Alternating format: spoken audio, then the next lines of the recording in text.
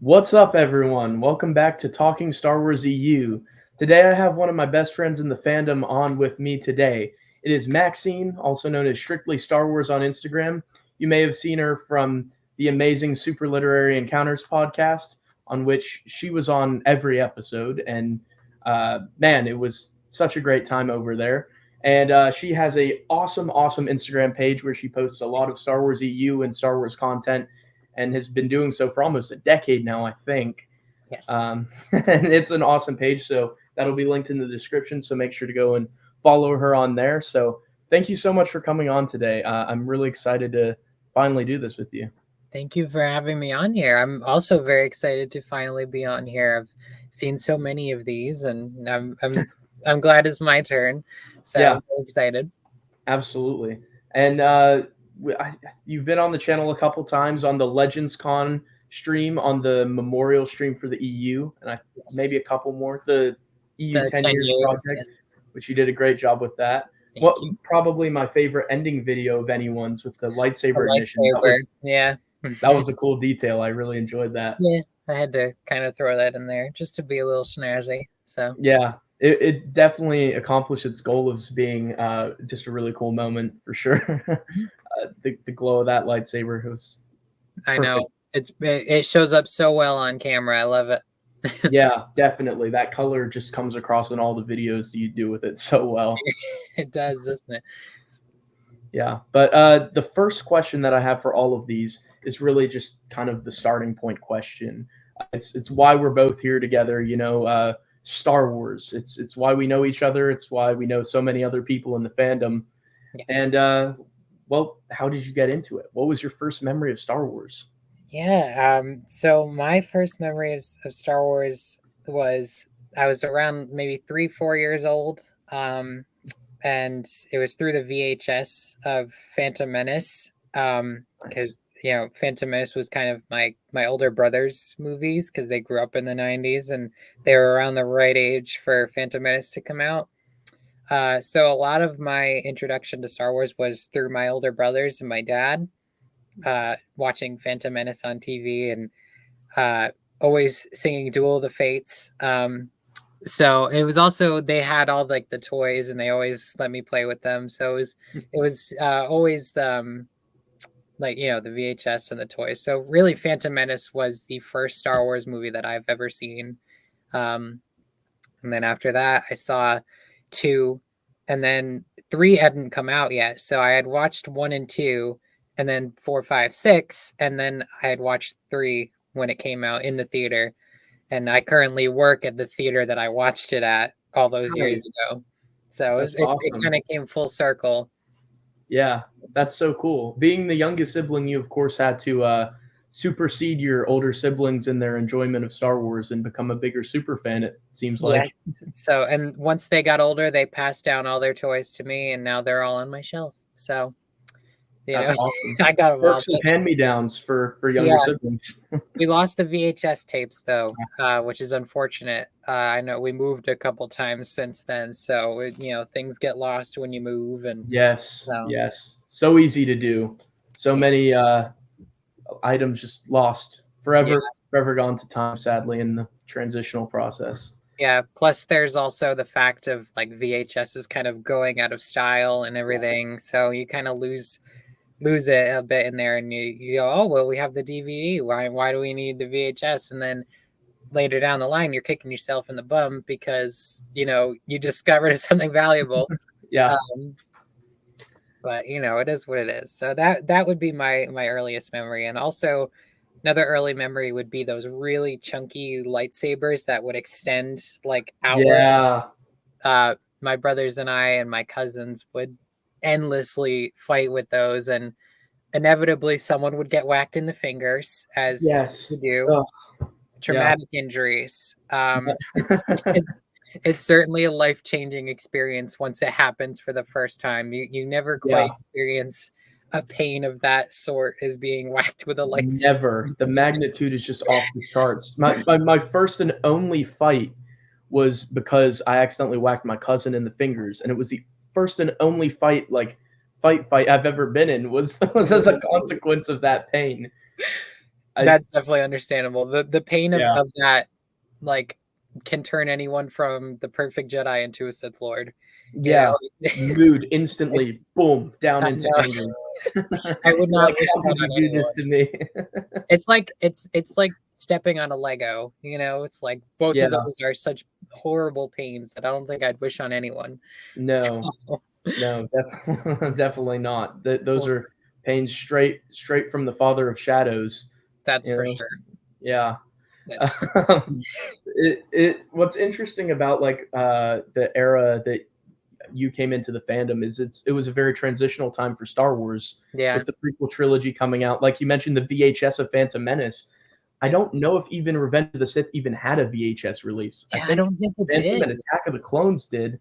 I Yeah. don't know that Revenge of the Sith did. So it was a Yeah. very just moving into the newer world The kind of time. digital DVD kind of age. I Yeah, remember I still have the first DVD I bought of Revenge of the Sith. It's like nice. the original covers that they used to do. Yeah, And it's the 2-disc one, so it has like all the behind the scenes things, and it's the same one I've had since it came out. You know, nice. so and that's how I remember it, is there was like no VHS for it because it was just such Yeah, an aging technology. Even at the time, they're like, oh well, we're doing away with it. We don't need it. So yeah. Kind of sad, but I mean, DVDs are where it's at. I still love to collect the DVDs. And when you said the 2 discs, wow, yeah, the packaging was it was like a yeah. brick for DVDs back then. It felt Oh my high god. quality, not Yeah, like the Walmart take it packaging open now. and it would flip over on the other side and Yep. boom, there's the other disc, and it had all the special features, it had all the Yeah. things on there, and one thing I remember from the Revenge of the Sith one is it had like game trailers and things. There was Nice. one for Empire at War, and I was always like, what is this game? I was like freaking out Yeah. about it. I was like, what are you? And there was like Rancors in the trailer and everything, and I was like, Uh-huh. what is this? And my 5-year-old brain could not like comprehend it. And I was like, computer game, like, what is that? Like, I was like computer gaming was like a foreign thing to me because it's like back then I had like my Game Boy and that was Yeah. it. And then later on PlayStation 2 I got. But video games were always kind of like my brother's things, and I was always just playing with my Star Wars toys. Nice. Well, definitely, they video games have transitioned to like open box worlds, Yeah. right?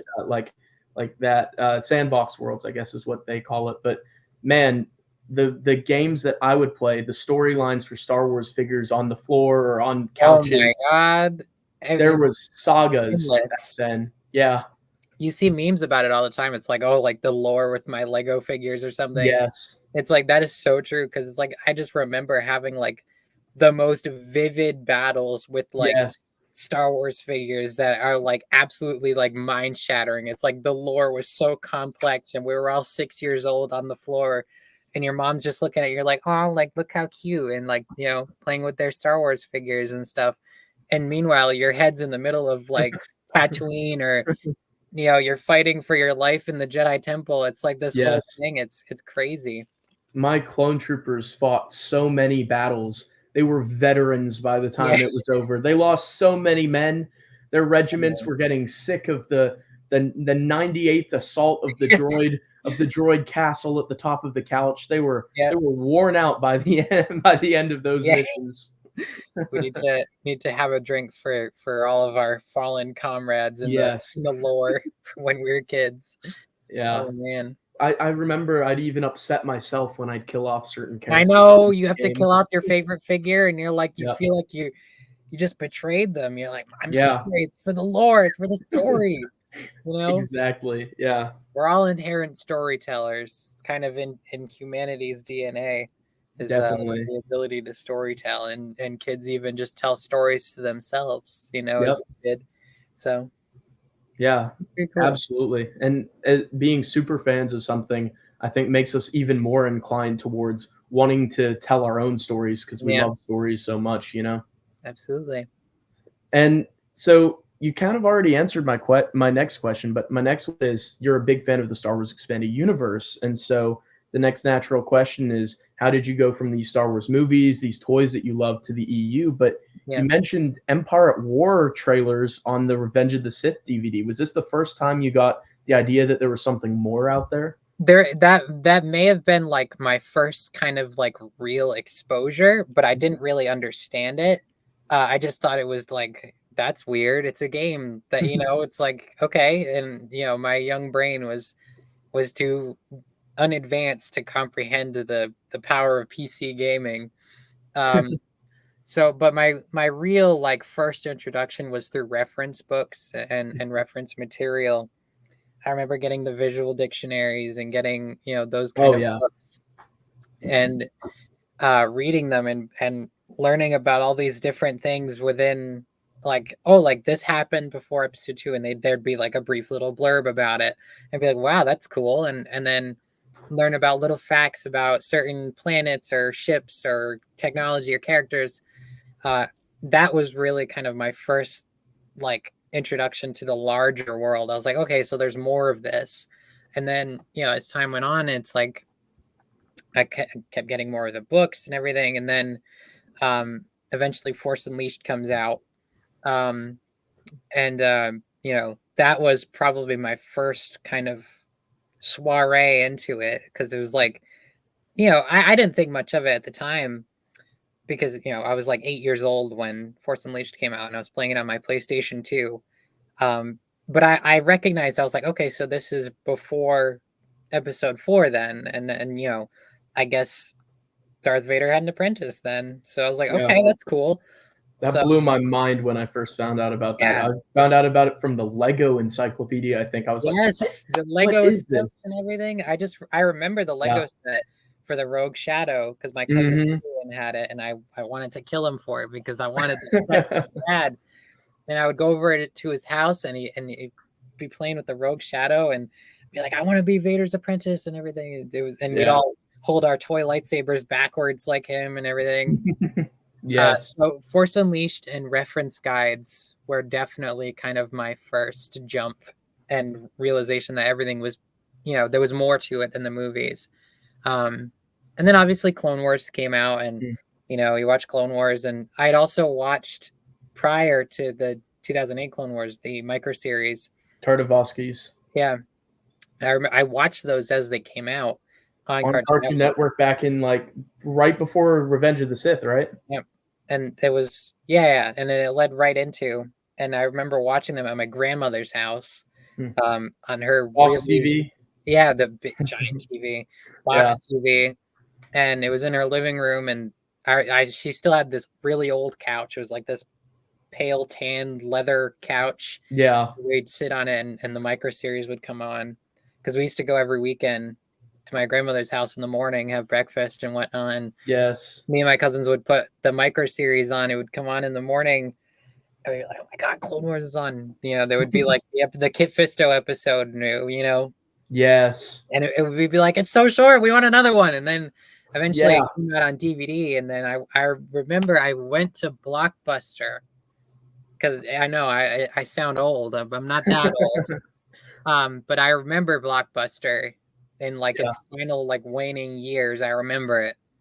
Because I used to get the Revenge of the Sith game from them all the time, but I mostly rented out the micro series because they always had it there, and I was Did they have both volumes, both DVDs?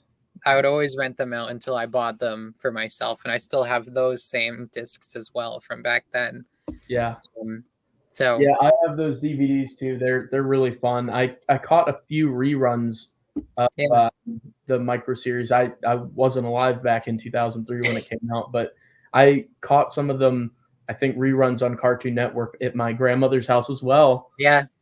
Saturday morning cartoons come on. It was a Spider-Man show or Clone Wars that would show, and I'd watch that with my French toast, and those were fun memories. Yeah, memories from back then. You mentioned a Revenge of the Sith game. Was that the one with Sindralig in it? Was it that one? Yeah. Sindralig, Sarah Kato, and yes, that's right. One of the things I'd love to do on that game was put in a second player, because you could play as Anakin with the red lightsaber if you did. or you could play as General Grievous with red lightsabers, and I just thought that was the coolest thing. It's like Anakin with a red lightsaber. It was like insane. It was like inconceivable. Princess Bride reference there. Amazing. And there was like Obi-Wan had a green one, like when and it was just because both players were the same character, and they had to be a little different to differentiate. But I thought it was like the coolest thing, and just a Mario and Luigi kind of distinguishing factor for the player 1 versus player 2. Yeah. And my cousins and I used to play that a lot. The Revenge of the Sith game, and Lego Star Wars, of course. Lego Star Wars: The Complete Saga came out, and that was like mind shattering, because like all the different characters. And I had played the original Lego Star Wars as well, like the first one and the second one that was just prequel and OT split up into 2 games, and then Complete Saga comes out. And I remember when the trailer came out too, and I would watch it constantly over and over again. And they had all these different characters in the trailer. They had Ayla Sakura in the trailer, and I lost it because she wasn't in the original game. They had like Shakti, Luminara, Ki-Adi-Mundi, and Kit Fisto in the original game. But this one added Plo Koon, Ayla Sakura, the Kaminoans, and like little 7-year-old me lost it because I was like, what? I was like, those aren't real Lego characters, because they didn't have minifigs yet of those characters. So I lost it. I was like, I have to get it. Plo Koon. Do we have Kaminoan minifigures now? Now we do. We have. We do. Wow. Oh, nice. I didn't even know that. That was a more recent development, actually. That one came out like 2 years ago. Yeah, I was gonna say I don't remember seeing them in the old encyclopedias. Yeah. Yeah, and then the Plo Koon came out in 2008 for the Clone Wars. Yeah, I think I have that Plo Koon one. My favorite minifigure I have is the Quinlan Voss one, of course. Oh yeah, I never had that one. I just remember him in one of the Clone Wars sets, and I was like, ooh, yeah, such a random appearance. He was in the Republic frigate with Eth Koth and Yoda. Yeah, and the Wolf Pack. Yes. And Plo Koon's not there. I'm like, that's strange, but okay. Yeah, it was a weird decision for sure. One was definitely Wolf, and then I would always debate on which. I think we got 2 Wolfpack soldiers, so I'd always be like, what were their names? There were 2 named ones. I'm struggling to remember their names. I remember from the first season was Boost and Sinker. Boost and Sinker, that's right. And so I'd always be going back and forth, which one's Boost and which one's Sinker. Yeah. I even Sharpied one to make sure that I knew which one was which. Yeah, I used to do that too. It's like kind of differentiate the 2 same figures. I was like, yes, exactly. Then you put a little dot on them somewhere with the Sharpie, and then later on you realize you're diminishing the value. Exactly. Not that you're ever going to sell it, but like, you're just like, oh shoot, like, I just messed that up. Like, yeah, I know. It's so funny how most of us lived like similar childhoods and did like the same thing. Yeah, it's kind of like there's a copy and paste somewhere. Where we all have the same experiences. Yeah, that's really funny. You have a very long-running Instagram fan page that I already mentioned. 9 years, so coming up on a decade. At the top it says established at some point in 2015. Can't remember the exact date.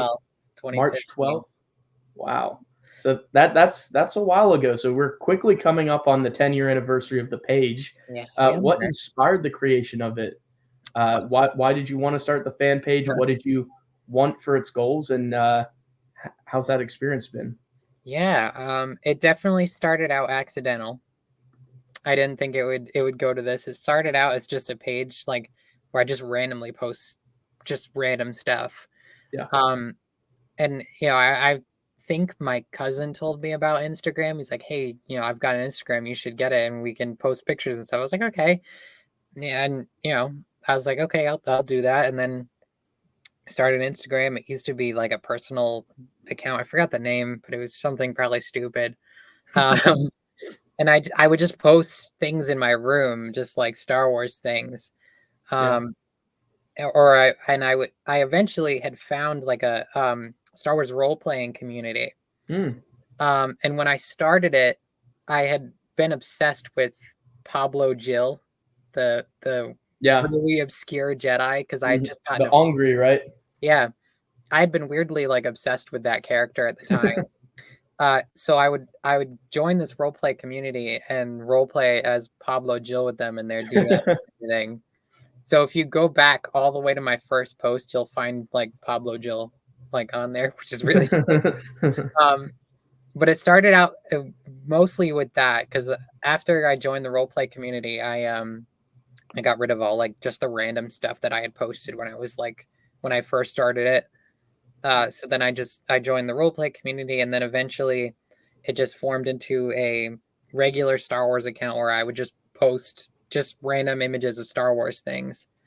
And that was kind of around before the time Force Awakens got announced or the buyout got announced somewhere Yeah. around there. Or a little around there. I don't know. But I remember it like it was around 2015, March 12th was the first post. And then I just, it kind of snowballed really. It just kind of built up eventually Yeah. into this thing. And Right around 10,000 followers. Huge. well, yeah, we used to have much more. But the account being as old as it is, there's a lot of deactivated accounts. There's a lot of bot accounts from 10 years ago that are getting Right. deleted by Zapped. Instagram. So you lose a lot of them in the process because the account is just so old. And, 10 years ago, there was accounts that aren't there anymore. Yeah. So, but, now it's strictly Star Wars. It went through many name changes. It went through many different phases in its lifetime. I'm very proud of it. The ultimate goal was just basically just to have fun and post Star Wars stuff and get like really interact with the community. Instagram was my gateway into the larger community. I had Facebook long before it, but Facebook was a very much more primitive space where it was like, hey, like so and so updated their status. There was no like fan groups, there was no fan pages, there was none of that. It was just for you and your friends, and then eventually, obviously, Facebook bloomed into much more. So I never really had any like outlets into the community until Instagram. And I had a previous account before my current one that started in 2015. That was just my account. It was just like my personal account before I deleted it and then went back again and started my current account. So I was still I was in it, but I wasn't an active participant. But once I made strictly Star Wars, then I became an active participant in the community itself and tried to get involved. So, and now it's evolved to where it is. I'm very proud of it. I'm proud of the posts I make. I'm proud of the amount of followers I've gained and the little community that I've built. I have like my own kind of little slice of the community. And I've cultivated it. I've got a lot of people who I call my regulars, people I recognize by name. Yeah. And there's some people that are still here with me from 10 years ago, from when I Wow. first started. So it's That's like, amazing. they're the OGs. It's like, they all remember back then. And I'm like, hey, yeah, we've known each other 10 years, known each Amazing. other somehow. Yeah. So yeah, it's been certainly a ride, and I'm proud of where it is and proud of where it's going. And there's no plans to go anywhere. And you know, uh, this was also kind of my introduction to the larger EU community as well, because I met Lance on Instagram, and I met a few others, and then Lance invited me to his Discord, and here we are. Yeah. Things kind of evolved in a very natural way, and yeah, I'm proud of it. It sounds kind of funny to say, but it's kind of incredible how we all just end up knowing each other through mutual people. We Yeah, just meet folks, and then they introduce us to other folks, and then we meet more folks, and then it just blooms into a whole community. I guess that's what a community is, but it's still kind of crazy how it happens, isn't it? yeah, and I remember one of the first people I met was Marcel, Yeah. um, and we had met in a voice chat with another person you might know, Jay Wealthy. Have you? Yep. Yeah, I love Jay. I love that guy. Um, He's a great dude. yeah, So I had met them first in a voice chat and I think Lance's Discord. And I know Marcel had followed me previously on Instagram before we met. And I believe Al did too, if I'm not mistaken. Shout out to my friends there. I love them. Super lit crew. Um, so yeah, it's so cool how it kind of all just worked together like that, how it all just came together really naturally through mutual people and through, just sheer chance, it's like, Yeah. what are the odds that like Marcel was on my Instagram page at this point in time, and then we met in this Discord, and it's like, Yeah. it all just kind of worked out really perfectly. So Absolutely. Like it's to the point where I can't imagine not knowing folks like you or I know Marcel or Alex or some of these others. Like, what would I have been doing for hours of discussion if I hadn't exactly. known them? And yet, it's crazy that we do know each other I know, and across I'm miles, the thankful internet. for it. It's yeah, very thankful. It's a Thankful cool for it every community. day. I can't wait to be in person together at Legends Con and take pictures with Yes. everyone, because I know when I go to college, I'm gonna bring those pictures. I'm gonna put them on my wall, and I'm Oh, awesome. so I'm so thankful. Like, honestly, the community and like the social media scene is kind of like the gift that keeps on giving. It's like, yeah, Oh, social media can be 100%. toxic for sure sometimes, but like the friends you make in that community are so great. Exhibit A, it's like you and Marcel and Al, Ken, Alex, like they've all been like, you've all been like such great people, and I love you all like you're my brothers. Um, so it's Yeah, like I wouldn't trade that for the world. It's like, where would I don't totally. even know what I'd do. Like, I like super lit, like that wouldn't have happened, it's Yeah. like, and now You would have had 80 hours to do something something else, else. you know? But like now, like I couldn't imagine my life without having done Superlit, and Yeah. Superlit is one of the greatest experiences I've ever had in my life so far. Mhm. And I'm thankful for the opportunity to have been on there. So Totally. yeah, Yeah. Yeah, it's truly amazing. Truly, like you said, what really resonated with me there is like truly the positives. They just, of course, the internet's toxic, but yeah, man, the people who are good just far outweigh any negatives. It's so absolutely. true. You mentioned taking pictures, putting them on your college dorm wall. Your poster game is very strong. We've got Oh a yes. strong showing behind you with Love that. tons of awesome art pieces. I know there's a story to how you print them. You go to Walgreens, right? What's the process for those posters like? Yeah, it's very easy. I've written an article about it. It's on Matt Wilkins' website. You might have to dig a little for it, but it's I'll there. try to find it and link it below after Yeah, this. it's there. It's totally there. Yeah. But essentially, you get the Walgreens app. You pick out what you want to do, what artwork you want to do. Just make sure it's good enough quality. There's a photos section right on the app. You pick your size, and you can pick it up right there. You don't even have to pay for it on the phone. You pay for it when you go get it. Oh, Um, nice. Print it out for free, and you just gotta pay for it. And it's super easy, super high quality posters. I have Yeah. you know NJO there, Unifying Force, and then we got Jaina and Jacen here. I got a Faded where there we go. Fate of the Fate Jedi of one the Jedi. there. Yeah. I got Jaina there, and I have a Tales of the Jedi one right across from me. Nice. So yeah. And how did you choose the posters that you chose? Just art Um, pieces that you really liked? yeah, being a big NJO fan, Of and course.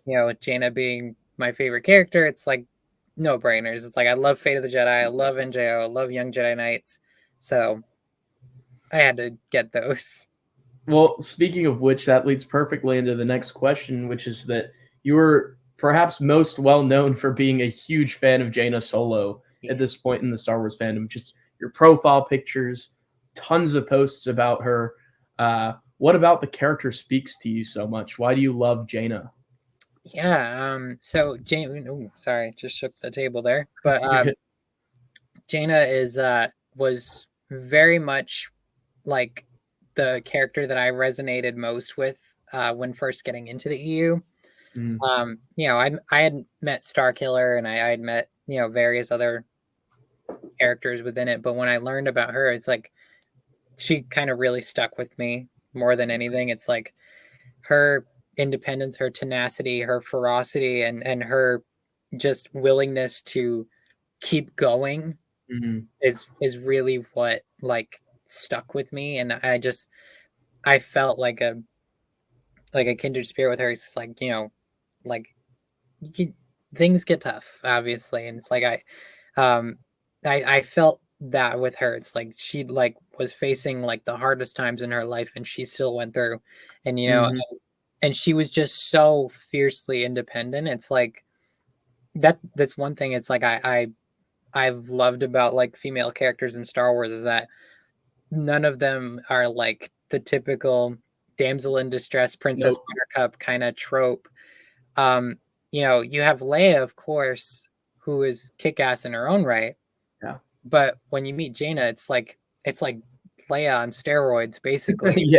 Yeah. She's got like the personality and the fieriness of Han Solo, Mhm. but she's a Jedi, so it's like hell yeah, and she was just so like smart mouthed and witty and so like fiercely independent, and that's really what kind of captured me and captivated me with the character, and I really felt kind of a kinship with her, and I absolutely love her.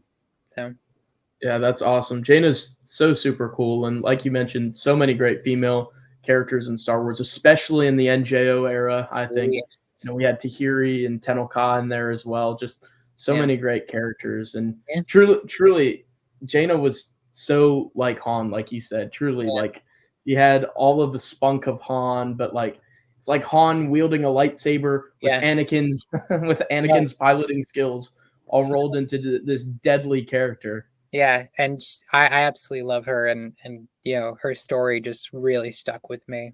And you know this my natural hair color, so it's like I was like, hey, same hair color and everything. Twins. You know, so and then done my cosplays of her, and then I would say my second favorite character right after her is Mara.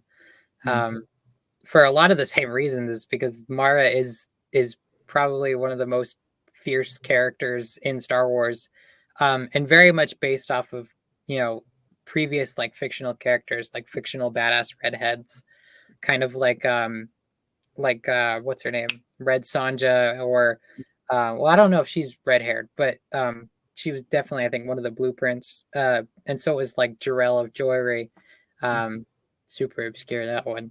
But like Mara is like just insanely kick ass, and one thing I love about her is just how she is as a mother, mm, um, and that she is literally like mama bear like 24/7 when Ben's around, and I love mhm, that about her because she is so like she's just so protective of Ben, and I love that, and like I hope like well when I eventually have my own kids, like I strive to be a mother like Mara, you know, mm.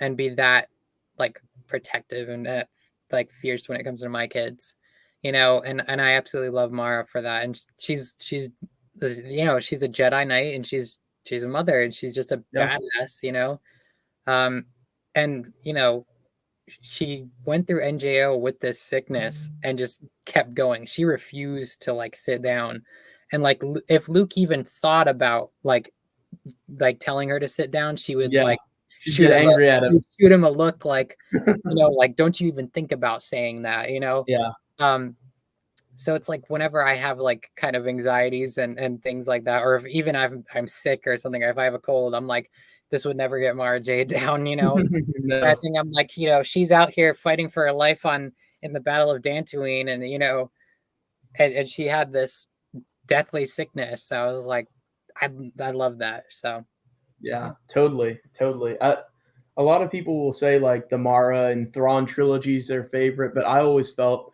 like the Mother Mara, like you yeah, were saying, is the best. Like NJO Legacy of the Force, just her spirit is indomitable. Like yeah, it just rises above. It's yeah, just impressive. and that's one of the biggest like character traits with Mara and Jaina is the indomitable spirit that they Yeah. both have. There's a scene in Fate of the Jedi where like she's like Jaina's like on the brink, like she like could drop dead at like any moment, and it's her, Corrin, and Luke, and they have to take down the shield generator to let the rest of their forces in to take out the Sith. And like Luke thinks about, like, he's like, I should ask her to not do this. I can't send her to her death, and me and Corrin can handle this. And he's like, but I can't do that. It would be an insult because that's not who Jaina is.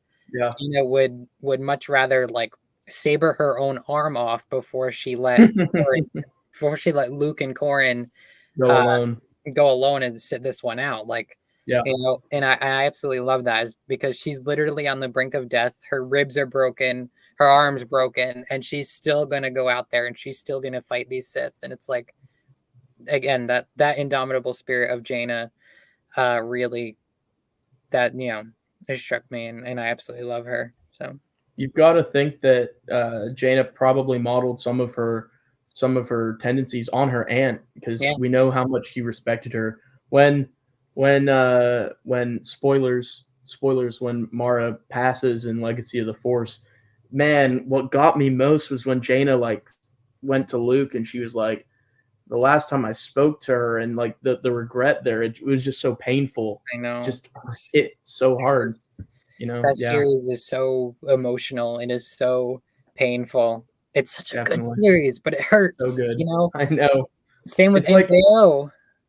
I feel like Legacy of the Force is hard to revisit because of how painful it is. It's like, I love the story, but I just don't feel compelled to go back because I don't want to be sad again. I don't want to hurt. I don't want to hurt, you know? And that's the same thing with things like Vector Prime and Star by Star. It's like, you know, especially Vector Prime, it's the first one. It's like, if you ever want to read NJO again, you got to go through the fire to get there, you know? Yeah.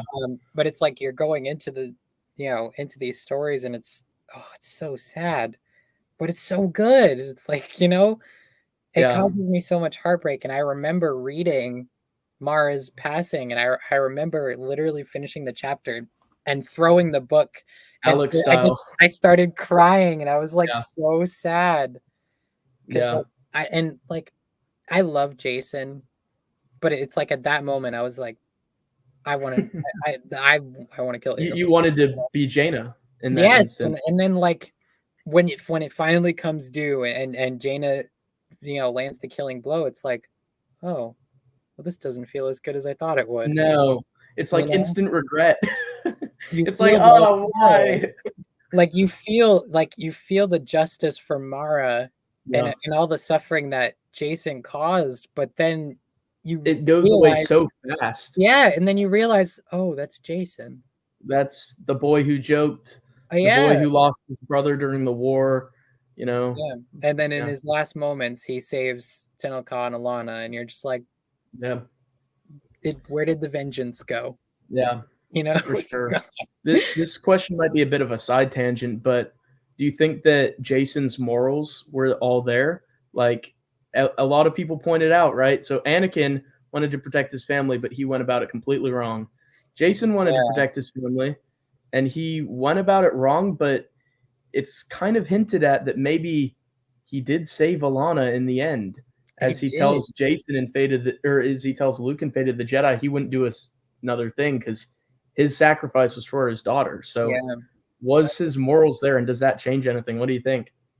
Yeah, I mean, it's hard to say. It's such a strange and difficult kind of debate. And, you know, I certainly see both sides, but like in the end, in retrospect and after you read Fate of the Jedi, especially, it's like Jacen was right. Yeah. You know, if he didn't do what he did, the galaxy would be much worse off. But I feel like Jacen also had the luxury of foresight because he was able to look into the future with the pool of knowledge and knew what he had to do. Anakin didn't have that luxury. Anakin was just manipulated. Jacen did it of his own free will. Obviously, there was Lumaya there, and she was whispering bad things in his ear, of course. But Jacen's decisions were all him. That was all. They were calculated too. Yeah, they were all him. But he certainly believed that he couldn't be evil, mainly because of his teachings with Vergere. You know, he's like, oh yeah, it doesn't. You know, it's your intention that matters. It's not the dark side. It's just the one unifying force. So there was a lot of contributing factors to Jacen. There was a lot of contributing factors to Anakin, but and the suffering Jacen did cause, and he certainly got his due for that. But in the end, he was right. What he did was selfless. It's just he lost himself in the process, but that was the price to save Alana. So he had to become something horrible to keep his daughter from becoming something horrible. Yeah. So, it's a hard one. It's definitely a hard one. It's literally stuck between a rock and a hard place. Yeah, it's a no-win scenario. Yeah, it's either Jacen either lose your daughter or lose yourself. Yeah, he was faced with a choice. He was like, I could plunge the galaxy into war right now and I could become the Sith, or I could not do that, let things play out as they are, and my daughter becomes a Sith, and the other Darth Krayt comes back early and takes over, and things go to hell. It's like he didn't have a good decision here. So, and he chose basically the Jedi choice. He chose to fall to save his daughter, and I got to admire him for that. But again, he chose the Jedi choice by becoming a Sith. It's just so complicated. It's a complex thing, and I think it's fascinating to see, and that's like such a refreshing thing. It's like, because with Anakin it was fairly straightforward. He was like, I want to save my wife, and this guy's gonna help me do it. I'll do it. But he didn't. It's not like his wife was gonna become a Sith. It was like, which sometimes can be a fate worse than death. Because you're condemning the entire galaxy to it. Yeah. So if Jacen could just isolate it to just him and bear it by himself, then he would do it. So it's such a complex kind of thing, and it's so good, and it's an endless topic to talk about. Like, you could teach a college course on it. We could probably be talking about this for like another hour and a half, just this one thing. You really could, because it's just such a big thing. Definitely. It's really well done, I think, in both of our opinions. Yeah. In addition to Jaina and Mara, as we've already talked about, you're also a fan of the Abeloth character. Oh. And this is a character that sadly isn't super popular within EU circles. People didn't seem to vibe with her, really. What about Abeloth's storyline was super interesting to you? Now, I will mention I like Abeloth, and I think she's pretty cool. I think she would have been even cooler if we'd seen more of her. Yeah. And I think that it would have, supernatural encounters definitely help with that. But I think that a lot of people would have appreciated her a lot more, given a bit more time. But I still think she's dope for what we got. But what do you like about Abeloth? So first thing I have to say is I love the aspect of her being like this kind of weird, eldritch, Lovecraftian kind of creature, because I think that stuff's fascinating. And one of the things that I love so much about supernatural encounters is that kind of thing. So it's like, I love those kind of creatures and that eerie kind of feeling that Abeloth gives you. Yeah. And the fact that there's this really powerful dark entity at the center of this cluster of black holes. It's so cool. Cool concept. It's so metal. Yeah, it's like a cool, like there's a monster in space somewhere that's out there that's reaching out through the force to these kids and mind and brainwashing them, and like she's got this super freaky look where her smile goes all the way to her ears, and she's got like sunken in eyes that look like just little spots of light in the darkness. It's like it's just this horrifying image, but it's like it's such a fascinating concept. And she was like someone who like fell to the temptations of these great powers that she had no idea that what she was, getting herself into. And I love that concept and how it ties into Mortis and stuff. Yes, it redeems the Mortis arc for me. It makes it one of my favorite arcs just because of Abeloth. Yeah, and it's like, and now when you go back and you watch it and you're like, oh, like, and you point these things out and you're like, yeah, you're Abeloth's your wife, buddy. It's like, she's locked away in there, like, go get her. So it's like, I love that she's also, she's kind of like a misunderstood character in a way. but she's like, she took it to the extreme. You know, she wanted a family, she wanted love, and you know, especially with the added context of supernatural encounters of who her mother is, Hmm. and what her past is. Which It's makes like, total sense the way that yeah, Joe Biden weaved that in. As yeah, soon as as soon as it was like, oh shoot, yeah. that makes sense. And she's like, she starts out, she just wants her family. She loves her family. That's what she wants. But you know, she's aging. She's you know, not matched up with them. She feels kind of like this outsider in this family of beings who have been around since the dawn of the universe, Yeah. you know? So when she dabbles in powers that she doesn't understand, she thinks she's doing it because, hey, I can finally be with you fully now. We can be like a really happy family. And then these powers corrupt her and she, you know, becomes controlling and she becomes this evil entity. And, you know, it also parallels things that we see in Star Wars already with like the need for good driving one to the dark side and driving one to be evil. Except Hmm. Abeloth is 10 times more powerful than anybody else, and you know she's this abomination of a creature. So I find her fascinating as a whole. You know, she's just a fascinating villain. She's a fascinating character, and again, I love those kind of weird dark entities that are lurking out there in space. It's like, especially after supernatural encounters, because you know there's things out there. They, you know, they're out there. There's a You lot of stuff out there. know, I know it's like I can never look at the unknown regions the same again. It's like, you know, No. there's things out there, you know, I don't even want to think about. Like, Yeah. you know, there's the thing with Waru. It's like there's so much more to him now, you know. Yep. So much cool stuff. So yeah, Uh, Abeloth is I think she's a fascinating character, and I think people don't give her enough credit. You know, people always think, haha, funny Definitely. monster and everything, like, oh yeah, silly villain. I'm like, yeah, but she's a lot more than that, you know. And you Definitely. have to look at the context that the story gives you, and you know, it's just it's good stuff, you know. And I think Totally. people don't give it its due credit. Definitely agreed. And when you put it in the context, like you said, of how she just wanted love, wanted a family, it's a very easy character to empathize with when you Yes, think about it in those yeah, terms. Like that's just human. yeah. Of course, Like we we all we want, all have those exactly. We all have yeah, those wishes, those desires, and yeah, I will say, bold choice to have Abeloth's face on a poster in your room. That's oh yeah, terrifying. I, yeah. I'm I don't know if I'd be able to sleep with her grin back No, there behind she's you. you know, she's just a girl. Yeah, She's you know, she's in her good phase there, yeah, probably just she's family phase. yeah, she's all right. I love her. Yeah, Honestly, I'd give her a hug, but she she probably needed one. honestly, yeah, give her a hug. Give Bestie a hug. Honestly, That was probably that's they could have saved the galaxy. Luke and just give Crate, her all they had to do was give her a hug. exactly. Just say we Yeah. love you. We acknowledge you. Give her a hug. Give her some therapy lessons. You know, Yeah. let her sit down with someone. Like sit down with you know with Alana and talk about your problems because Yeah. she's so Alana sweet. had a lot too at that time as Yeah. well. And Yeah. she's so sweet. I have no doubt she could turn anyone to the light side. Yeah.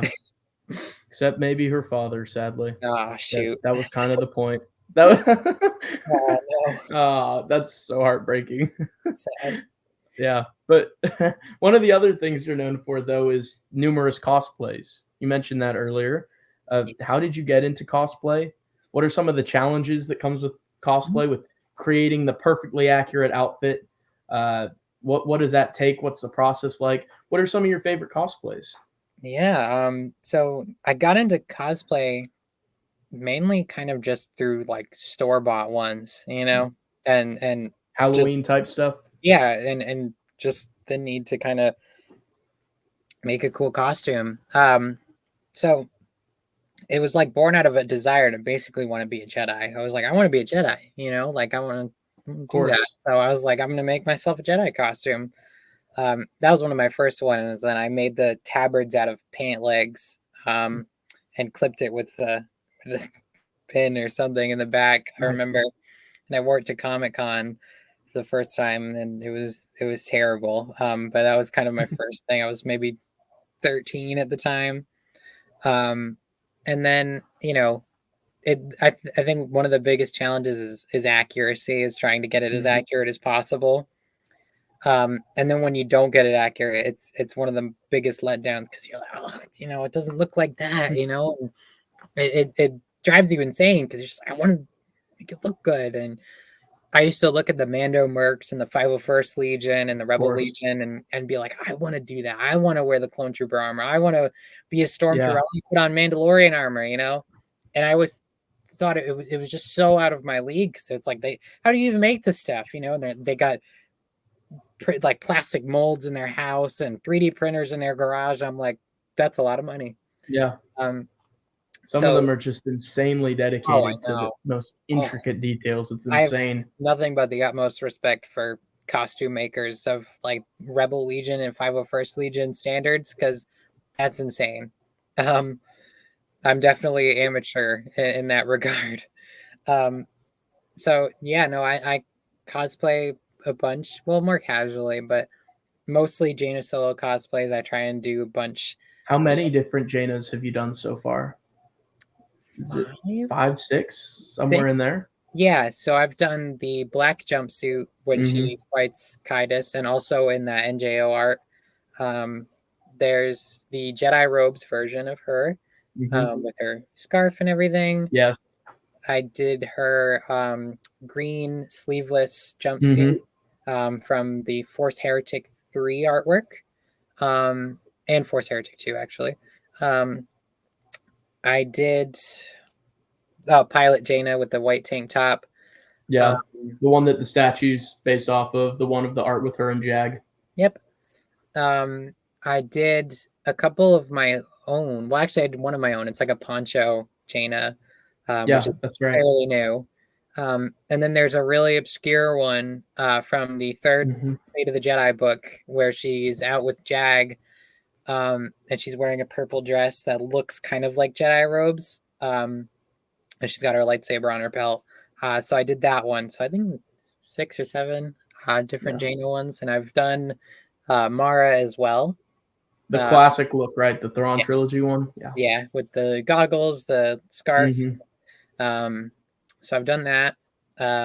So my favorite one, though, is absolutely black jumpsuit. Jaina. It's my favorite one. It's coming with me to Legends Con. Nice. And so is Jedi robes, Jaina, because I did a poll on my story, and everyone voted to bring Jedi robes to Legends Con. So those two will be there. Awesome. Yeah. So those are my favorite ones, and it's definitely a challenging kind of hobby, and it's something that, like, you gotta have a lot of patience with. Trial and error, that sort of thing. Yes, there was a lot of trial and error with a couple of my Jaina ones, like the belt kind of sash thing for the Jedi robes. I had to kind of get fabric glue, and I had to glue a bunch of things, and it was a hassle, but I did it. Nice. I mean, it's always finding the right kind of parts to put things together. It's like I did 2 different black jumpsuits. My first one was like a weird kind of like mechanics one that I found off Amazon. But it was a much kind of lighter shade of black, and it didn't really work, and it was really baggy, and I didn't really like it. And then I came across one at Target, and I was like, that's nice. And it was, a much darker shade of black, and it was, much more form-fitting, and I was like, this is perfect. And, now that's the one I use for all of it. Boots are the most difficult part. Believe it or not, boots are insanely hard. And I was talking about this with one of my followers the other day. It's like it's a scavenger hunt to find the right boots. My Jedi robes, Jaina boots, my brown boots, it was like the quest for the Holy Grail to find them. And it was insane. I remember walking to like 3 different stores before work, so I'm on a time schedule to find these boots, and I eventually did. I found them at, I think, Famous Footwear or something, and now those are the boots that I've had since then. So nice. Yeah. I can't imagine that cosplay boots or boots of any kind would be too comfortable. It's hard enough to find just boots for going out in the rain or the mud or working on a farm or something. Never mind finding the perfect boots to match a costume. Or a cosplay rather. It like I imagine that's rough to find, and even if you do find the perfect one, Yeah. imagine it's not going to be too comfortable. What I try to do is I find ones that I could wear normally outside of cosplay, and Nice. ones that would match, which I do.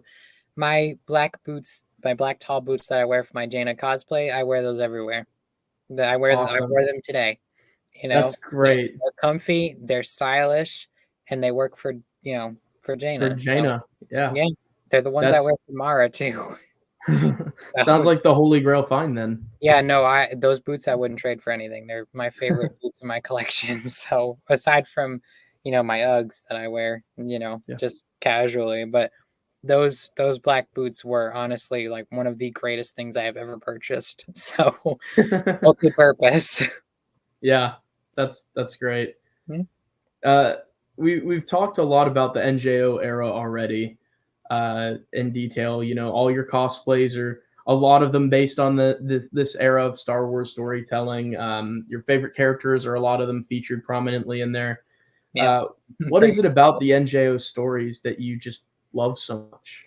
Yeah, I love kind of the expansiveness of the era and like just the plethora of different stories you can find there, because it's like Yeah.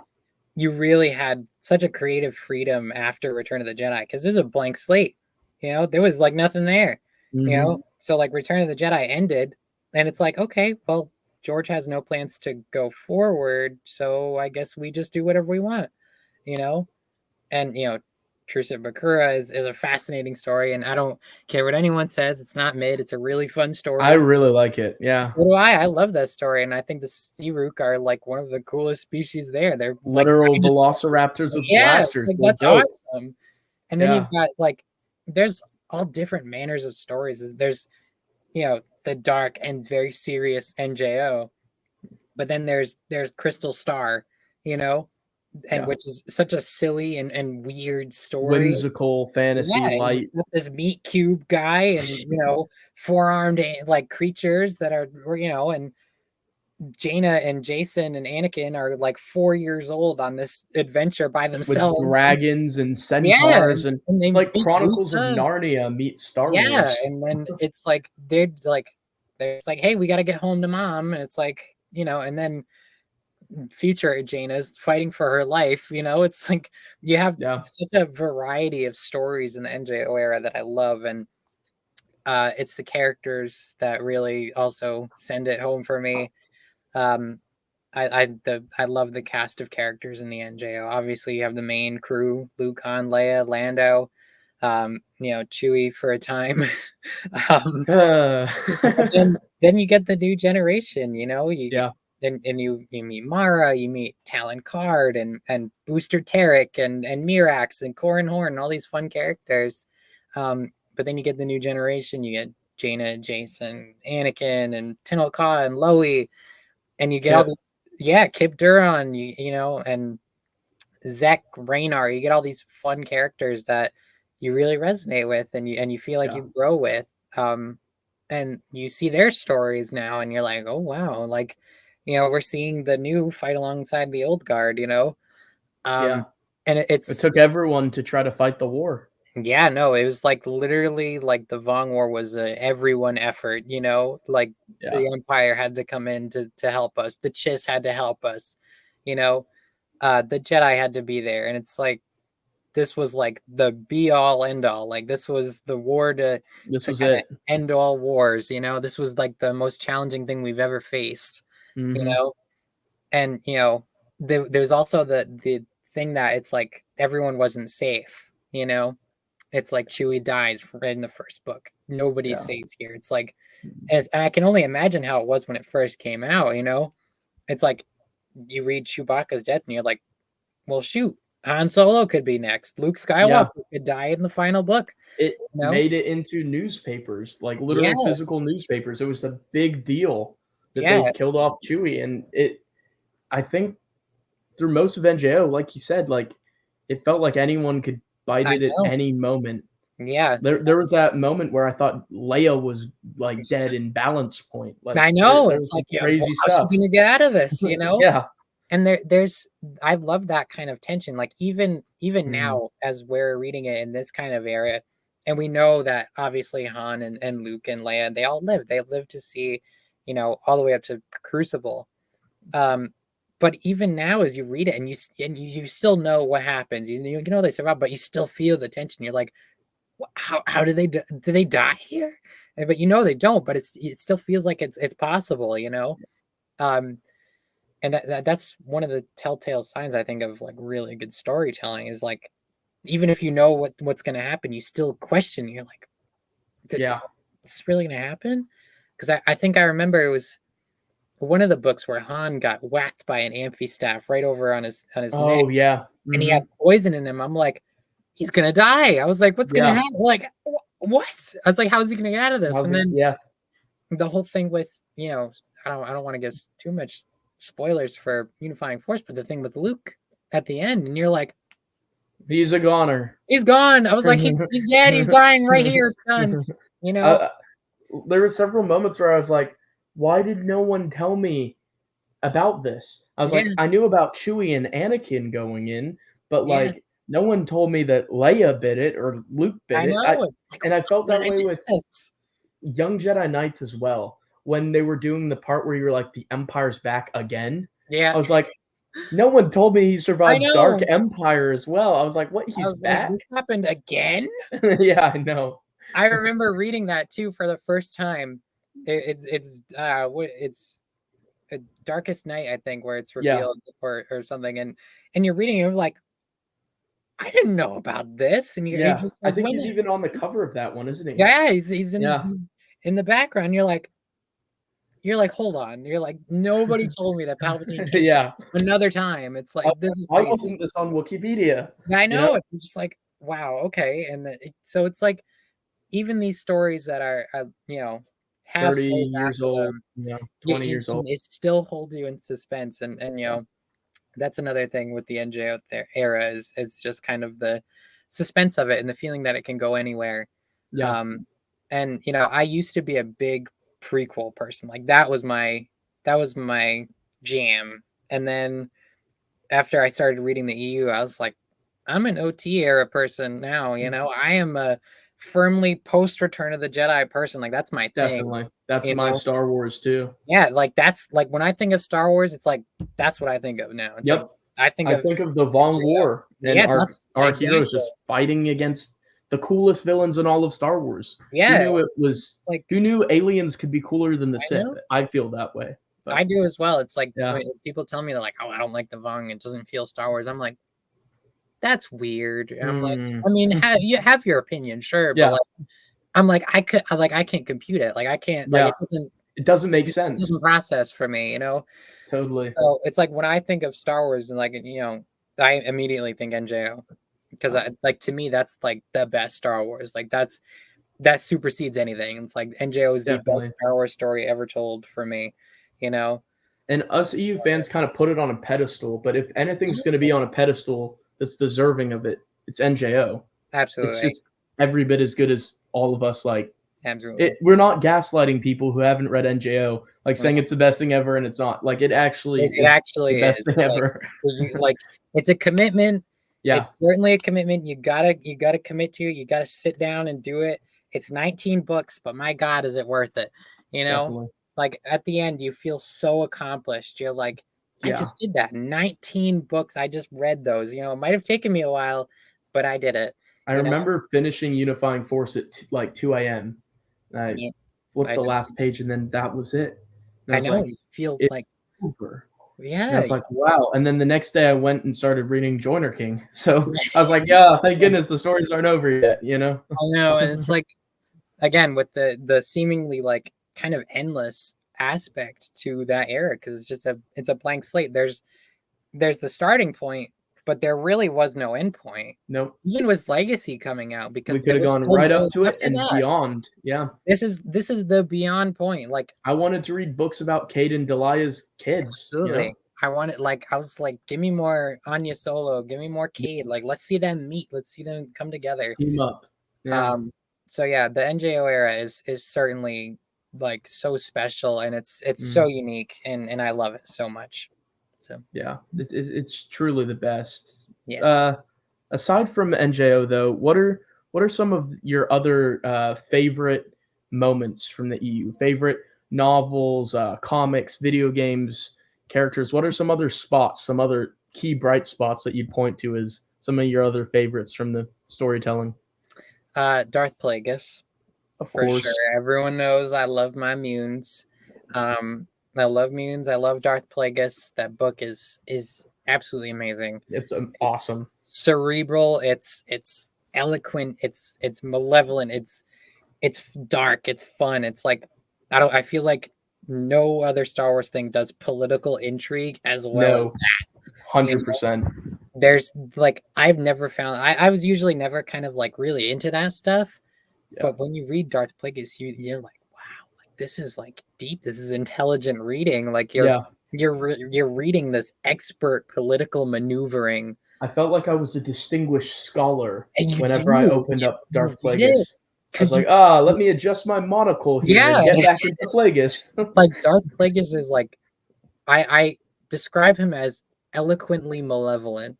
Yeah. You know, he's an intelligent guy. He's a being of learning. He's a scholarly individual. He's a gentleman. Guy. He's a gentleman. He really is. Like when you read him in his guise as Higo Damask interacting with Jedi and with other people, he's so proper. He's so polite and he's so fancy and collected, like, wow. nuanced. And he's so philosophical, Yeah, he's so eloquent and malevolent while he's doing it. And you feel that from the performance of not just the writing, but even when you listen to the audiobook, the voice acting for him is spot on. I'll have to give that a listen sometime. Yeah, no, he is like, this is a gentleman. This is a Sith gentleman, a gentleman. He's I love that book. Another of my favorites is Supernatural Encounters. Of course. I love that book. And obviously being able to experience it with you and our other friends for Super Lit was magical. It was so much fun. Totally. And those experiences on those streams, I wouldn't give up for the world. And I'm superbly thankful to Joe for writing it, for including us in the process of it and including us in the book itself. It's like, that's absolutely amazing and so gracious of him. And I'm incredibly thankful for him sharing this work and putting it out there for us. Because it was a love letter to EU fans, and it's such a spectacular book, and there's no other book like it. There's so much in there, but it's so cool and it's so fascinating, and like it gives us answers that a lot of us have been dying for years. Yeah, and answers to stuff we didn't even know we had questions to as well. Have questions about, and I just remember being on those streams and being like, this is here, and this is that thing there, and it was such a fun experience to kind of piece it all together. And then you got things like Captain EO, and then you realize things you didn't even need that are there, and you're like, where have you been all my life, and now Captain EO is a common name in my brain now. It's like I'm always thinking, I see Michael Jackson, I'm like, Captain EO. But yeah, that book is one of a kind. It truly is. Nothing else like it ever made before or after, ever. Yeah. I also really love the Legacy comics. Legacy so 2 good. is my favorite. Tales of the Jedi. Love Tales of the Jedi. Epic saga. Dark Rendezvous. Yoda Dark Rendezvous is a super very good. It's pretty underrated. Underrated as it's insane how underrated that book is, and people glance over it. I'm like, no, you have to read this. It made me terribly, terribly distraught to know that Wee Mauru, a character who I love to read, just gets killed. Like, I know. By Anakin. Like, he's so good. He's so well written. He was probably my favorite character in the book, but Scout is right there, and she's so good too. Scout is amazing. Yeah. The scene with Dooku and Yoda when Dooku's a young boy at the beginning, that like made me tear up. It's just so good. I was reading that at work in the box office at work, and I was crying. I'm crying at this book because it's like Dooku's just like, I'm longing to go home was one of his Yeah. lines. And I was like, well, why don't you just stab me in the heart now? Like, just break my heart right here and now. It's Yeah. like, because I love Dooku and I think he's a fascinating character. And then when you read that, it's like, wow, it's like this man needs a hug. Give Christopher Lee a hug right now. I I was never a huge Dooku fan. I always found him a little bit boring Yeah. in the films. Grievous is all flashy, Yeah. Maul is acrobats, double lightsaber. Dooku's just an old man Yeah. with a curved lightsaber, and he is cool. Yeah. The battle's cool, but just reading that book made me appreciate him like I never had before. Yeah. And that characterization, I think, is what stands out in the book because it Yeah. made Dooku interesting to someone who didn't necessarily find Dooku interesting beforehand. And that's just a testament to how well Sean Stewart crafted that book. That's a really good novel that you mentioned there. Yeah, it's so good. I think that would kind of probably be like my most favorites. Obviously, aside from my post Return of the Jedi stuff. Yeah. So yeah. Those are the highlights then. Yeah. Oh, absolutely. And if someone asks me to like name flat out my favorite book in Star Wars or my favorite comics, which I've been asking all the guests on this show for 25 episodes or so, I would want to punch in the face whoever asked me that because it's like choosing between the best thing ever and also the best thing ever. Because there's just so much good stuff in Star Wars, I know. especially the EU. It's so hard to pick, There's so many great stories out there. It's like Crystal Star. I love Crystal Star so much. Crystal Star is really good. Yeah. It has so much heart and it's such a good story. What else is Lightsider? I love Lightsider. Lightsider is really good. Fun. I loved that, and I think the game itself is fascinating.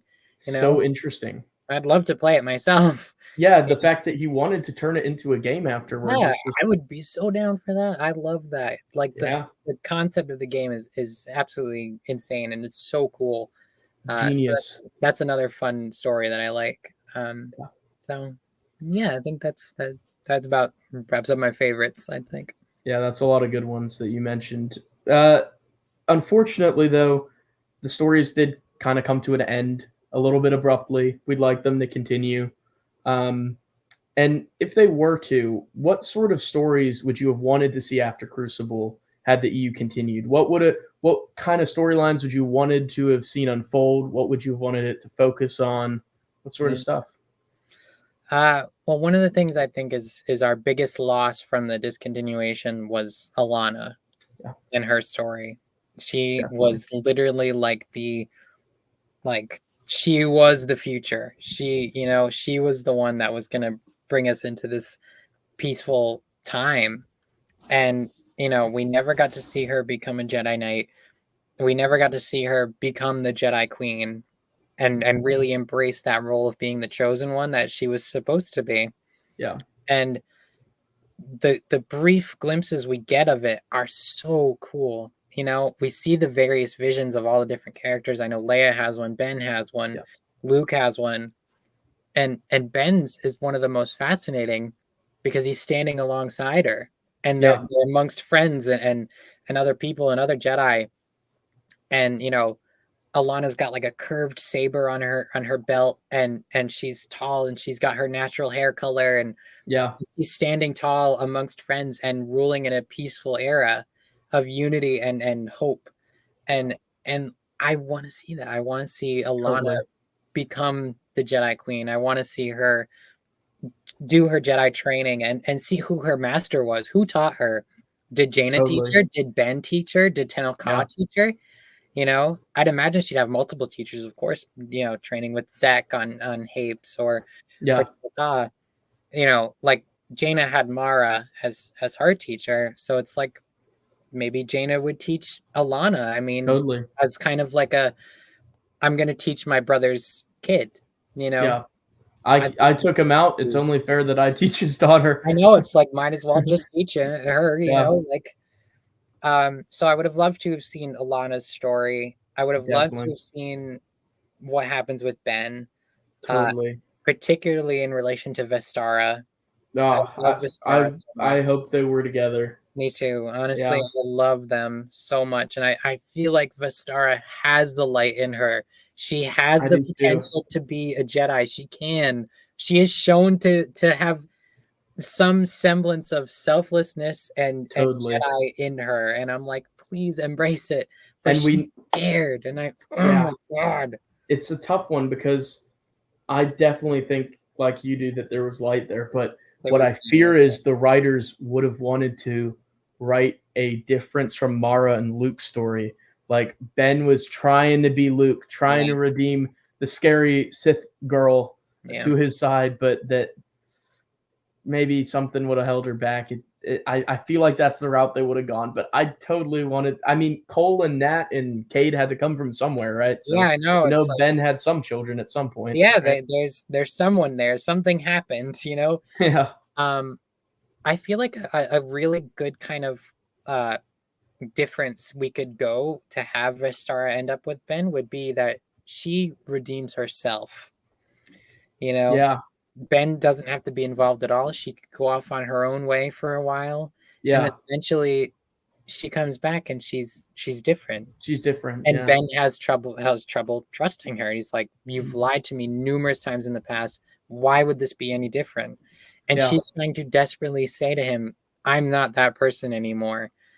I've went on this self-discovery journey, and I would have loved a book of her going through that kind of catharsis where totally. she realizes, why am I this way? There's nothing left for me here on the Hmm. dark side. All the dark side has given me was pain, and the light side and Ben have shown me love, and they've shown me forgiveness.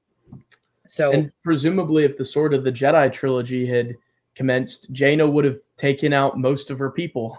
yeah, As Jaina would have been literally, like, Sword of the Jedi just yeah, hacking through Lost Tribe. Like she's gonna not have much people left. So yeah, you better go on a spiritual journey, girl, or you're getting yeah, a purple lightsaber through your chest. yes, exactly. And like, a lot of people think like maybe she went to the one Sith Mm, afterwards, which makes sense yeah. considering what Ship says to her at the end. Like, hey, like, you Hmm. think these were the only Sith out here? Like, no, there's a lot more.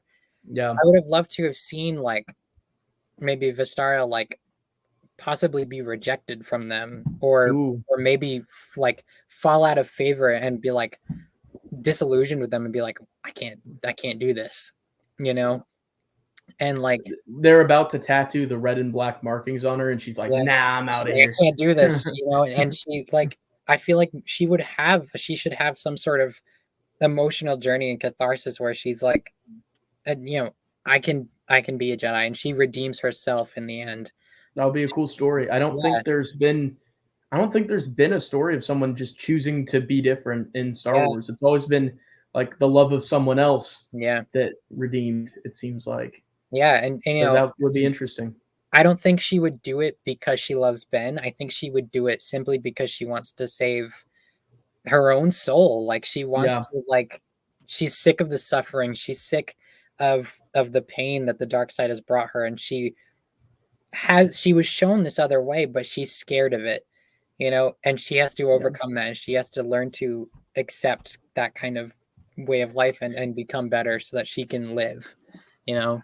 If she would have been able to do that, she would have had to give counseling sessions to Tahiri because Oh yeah. Tahiri would Yeah. Tahiri would benefit from someone like telling Yes. that. I'm so curious what Tahiri's story would have been. One Yeah. thing that I would have loved to see is just a Lobaka novel. Just Yeah. Hell like yeah. yeah, let's because Chloe? like he was always on the side, but like give Yeah. us like a if Zek's getting a novel, surely Yeah. Lobaka could get Then a we could novel, get right? Loie going. Yeah, Um, exactly. I'd Or also Raynar, what happened to him? I They know, were I taking was him back to just the about to say hives. that. I'm like, "We left him here, like, go get him." Like, like, we just forgot He Raynar. gets redeemed from that trilogy, and then the EU Oh, ends with him being taken back. oh And my god, Luke's like, guy. please go get him back. And then it's just over. Like, what? We, And please, Crucible please gives tell us me that, this.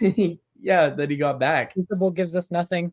They're Yeah, they don't mention Raynar at all. I'm like, "We forgot no. him here. We need to go pick him up. Like, we left our kid at the store. Let's go get him." You know?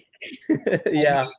That poor guy, he got left there after. Raynar was just getting over his trauma. I know, and they brought him right back. But I mean, he know. was like, "I'm down for it. We got to find some way to stop her. Yeah, I'll do it. I'll take the bullet." And he did. So we got to get him back.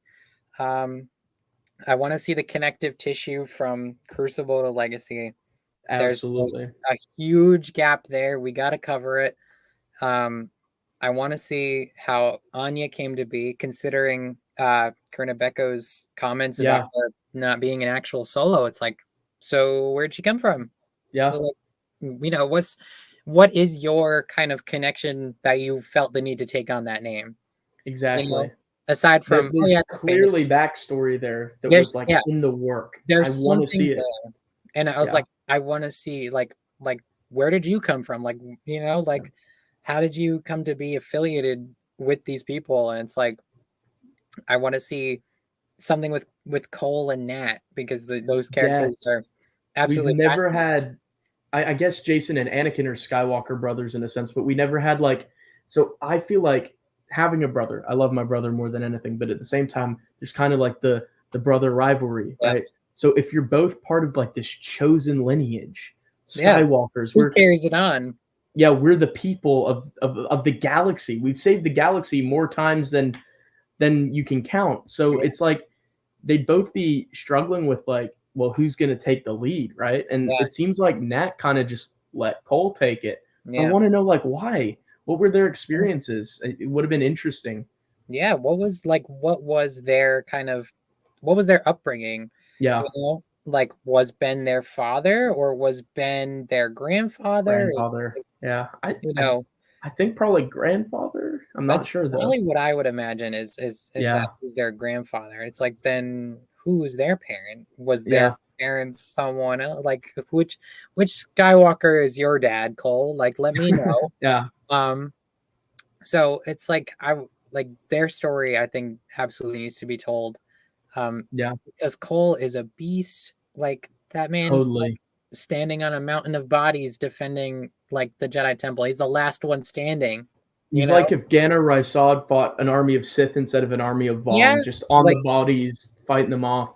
And he's like, I'm Cole Skywalker, servant of the living force. And he's like, everyone who crosses this threshold shall like perish or something, and he's and I'm like, this man's a beast. Like, he's so cool. And I want to know how he meets Morgan Cord, and I want to like see that kind of dichotomy with them, because she was an Imperial agent, and she was like basically a scoundrel. It's like, she's kind of terrible overall. Yeah, she's the best mother.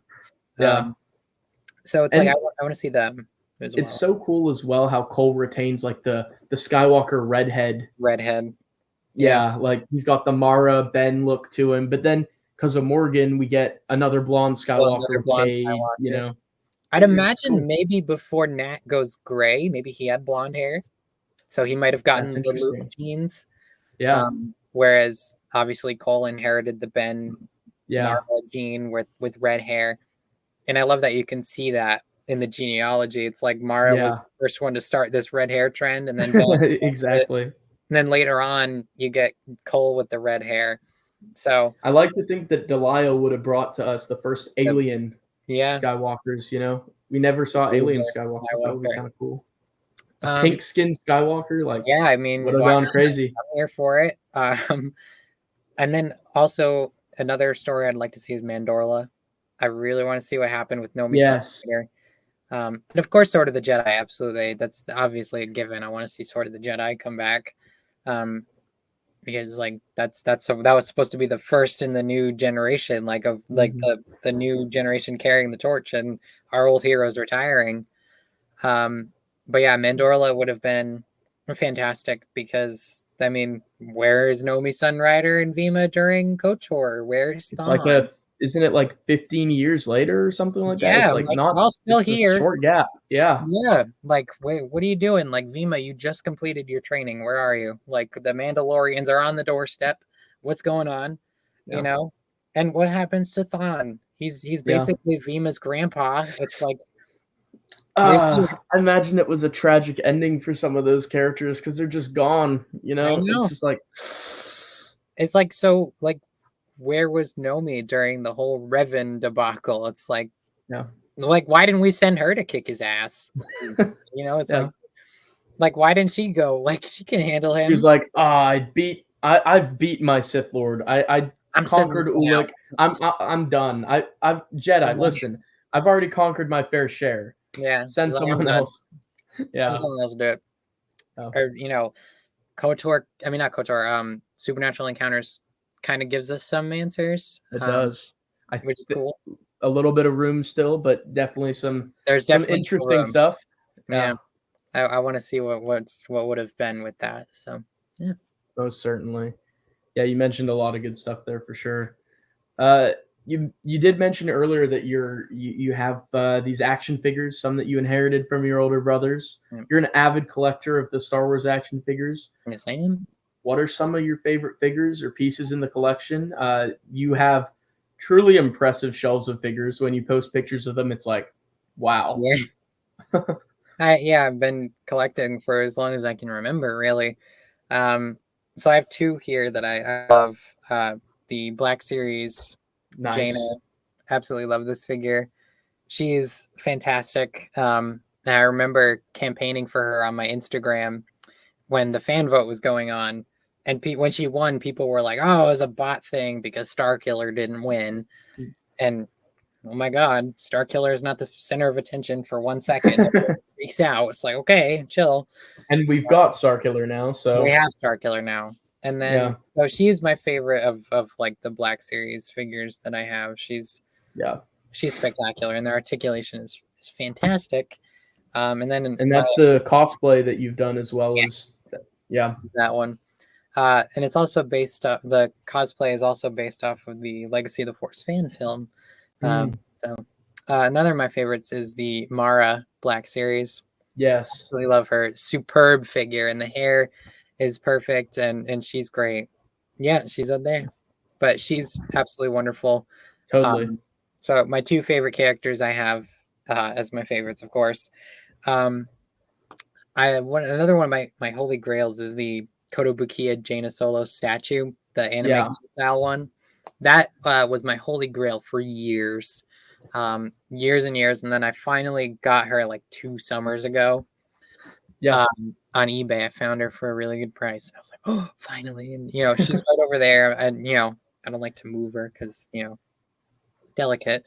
But she's perfect, and I love her. And I have the Mara Kotobukiya statue as well.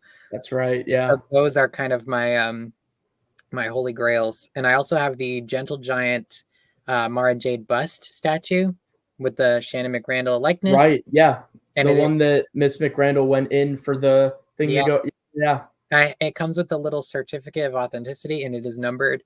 Mine is 418 of. I can't see that number, but it's numbered, but it's like 418 of maybe like 2000, I think. Amazing. So that's another holy grail of mine. I also really love the Hot Toys figures. Hot Toys are excellent. Superb detail. I've got like Obi-Wan, I've got Qui-Gon, I've got Count Dooku, and Hot Toys the one they're doing the Dark Empire Luke is those ones. Yeah. Did they do Revan too? Yes, and Darth Starkiller and his like Sith Stalker. That's right, the Sith Stalker one. Yeah, I saw that. That one's really cool. Those are dope. And then I love to collect lightsabers as well. Lightsabers are so much fun to collect. I got a bunch of them hanging on my wall. And also 3 3/4 inch figures are kind of. I mean, I don't collect them as much as 6-inch. But I'd have a bunch of EU 3 3/4 inch. Like I've got Lumaya, like the Legacy collection and the comic packs and all that. Yeah. The Jaina and Jacen, I spent absurd amounts of money to get, but it was worth it. I think Jacen I spent like 170 on. Yeah, I believe it. That's an expensive one. So worth it. It was so worth it because I love them. And I've got the Lumaya figure right next to him for clear reasons. Nice. I've got like Antares Draco and Ganner Krieg. That's right. Ganner Krieg's the dude with the man bun. The ginger ponytail. The ponytail. Yeah. I've got Nominor, Cade, Skywalker, Darth Plagueis. Of course. I actually lost the Gentle Moon, as you dubbed him earlier. The Gentle Moon. He's a moon of his word. Yeah. I actually Of course. lost my job for that figure, but it was worth it because I hated that job. Oh, Yeah. really? Yeah. That's quite the story. Yeah, I was working at Target and I had recently had a package stolen and Darth Plagueis was coming in and I was like, I'm not risking this happening again. So I flunked out of work to be there to get my Darth Plagueis figure. That's totally valid.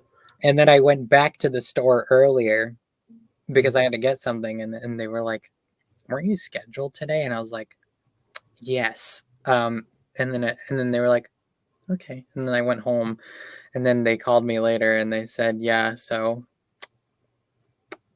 bye. Like we're gonna have to, talk about your continued employment with us. And I was like, well, I mean, I didn't like that job anyway. I was gonna leave anyway because your head was in the right place. Yeah, no, I was like, totally worth it.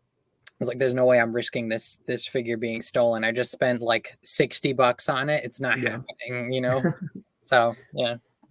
That's quite the story. That's awesome. Well, one of my favorites. Terrible, but also awesome. Yeah. Yeah. Yeah, very dedicated figure collector. Yes. Very dedicated and an impressive collection. Thank you. Yeah, it's awesome. I only hope to have some of those old 3.75 ones one day, but the prices just keep going up and up and up. As they do. Wild. Owning those is like owning gold. Yeah. Honestly, it just keeps its value and goes up. It's wild. But in the grand scheme of Star Wars, something that you mentioned earlier that you like is the reference guides. You love the reference guides. What are some of your favorite reference guides? Well, I love reference guides. There's just something about them. I love you open it up and there's some random thing you can learn about there, Yeah. One of my favorites is Jabba Sith. Totally. Of course. There's so much in here and the artwork is so cool. Yes. You even got like all the lightsaber combat forms. Yeah. And all this stuff. Like it's also fascinating. It's like, and it gives you really cool depictions of like a lot of the characters that you otherwise wouldn't have, Yeah. Like I think Darth Ruin's in there, right? Millennial, maybe. There's my boy Uriel Poof. Yeah. There's things of Jaina and Jacen in here, like right there. Yeah. The poster behind you. Yeah, right. Yeah. And it's one of the few guides that was reprinted with a Legends banner. Like I think the only one. Is that the Legends banner copy? Yeah. So fascinating. I that one. And then another one of my favorites is the Essential Guide to Characters. Yeah. This is one of my hardcover ones because I recently got a new set in hardcover. Nice. Which I think I have that one in hardcover too. Yeah. Yeah.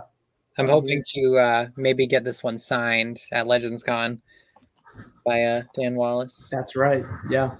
But yeah, the illustrations in that one are really good too. There's a really great Mara Jade art piece in that one, and it was in color as the first one wasn't, right? Was that Kueller? Yeah. The boy. Then, there's so many, and I love these books. Very solid and sad we were robbed. I know we were robbed of the third volume. There was going to be like Ben in it and like Vistara and like all these great characters. And can you imagine the artwork we would have gotten in that? Abeloth even maybe. Yeah, there would have been brand new artwork of all these characters and it would have been so cool. And there's Jaina because obligatory. But yeah, so I absolutely love reference books. They're so fun. And I used to bring them with me everywhere when I was a kid. Car rides, just a stack of reference books. Oh yeah. And the Lego ones, and I used to bring them to school. Like, so any free time I had at school, I was like, pull out the freaking Star Wars visual dictionary, and I just pour over it, endless times. And I still do. Like, sometimes I just sit in front of my bookshelf, and I'm like, which reference guide do I want to look at today? And it's like, sometimes it's Essential Guide to Droids or the Atlas, and it's like, or the big 3-volume encyclopedia, which is still one of the greatest purchases I have ever made. Totally. Mine I got for $45, which I felt was a steal. Oh, absolutely. I had Yeah, bought mine at full price at like 80. But yeah, I don't care. It was worth it because I yeah. love that thing. Totally, it would be worth it for like 200. It's just Yeah, amazing. it's a rock. That thing is I heavy. so wish we could have gotten an updated one because it goes up to Oh, 2008, and it's like, oh, there's so much that this has, but I don't think it even has like that Jaina kills Jacen in no, it. I I don't don't believe think it so. does. Yeah, There is it's like like, kind of like I believe there is like Darth Kaidos in it, but like it's not yeah, it's like it. like betrayal. I think it was up to betrayal. Yeah, and it's like there's nothing else after that. So even this one only goes up to sacrifice because it mentions Tion like, oh yeah, like someone killed Mara Jade recently. Yes, We don't know who it is, and and I'm all like, those short story sections with Tion's like notes and stuff. Those are some of yeah, the best sections in that book. yeah, and they're like, oh yeah, like Mara Jade was just murdered, and it's like this only goes up to there, you know. Yeah, So can you imagine an updated one of those with things like Abeloth in it, and I Beyond know. Shadows, and everything? Yeah, supernatural encounters lore and something like Yeah, that would it's be like all these cool crazy. things. So Yeah, reference. totally. I mean, Ryder Wyndham and Daniel Wallace, they're some of the best EU writers with the stuff they Absolutely. gave us with those, you know. Absolutely. We kind of already covered the next question that I had, which was that what's your favorite storytelling, your favorite era of storytelling within Star Wars, and that's NJ. NJO, of Hmm. course, as we've talked about at length. But uh, is there an era that you don't like, or is there something that you like in pretty much every era? Is there a weakest era for you for the Star Wars EU?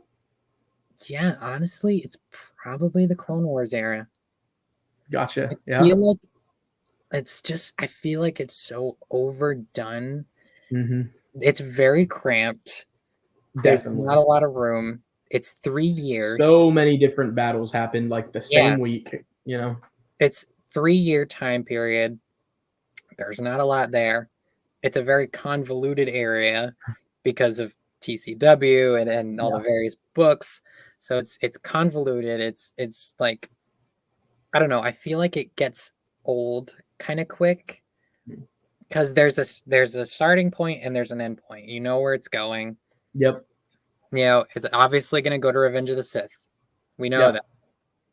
It starts at Attack of the Clones. You know, it's you have a start point and you have an end point. So it's like there's only so much you can do within there because you have to have certain characters go here and be here at this point in time.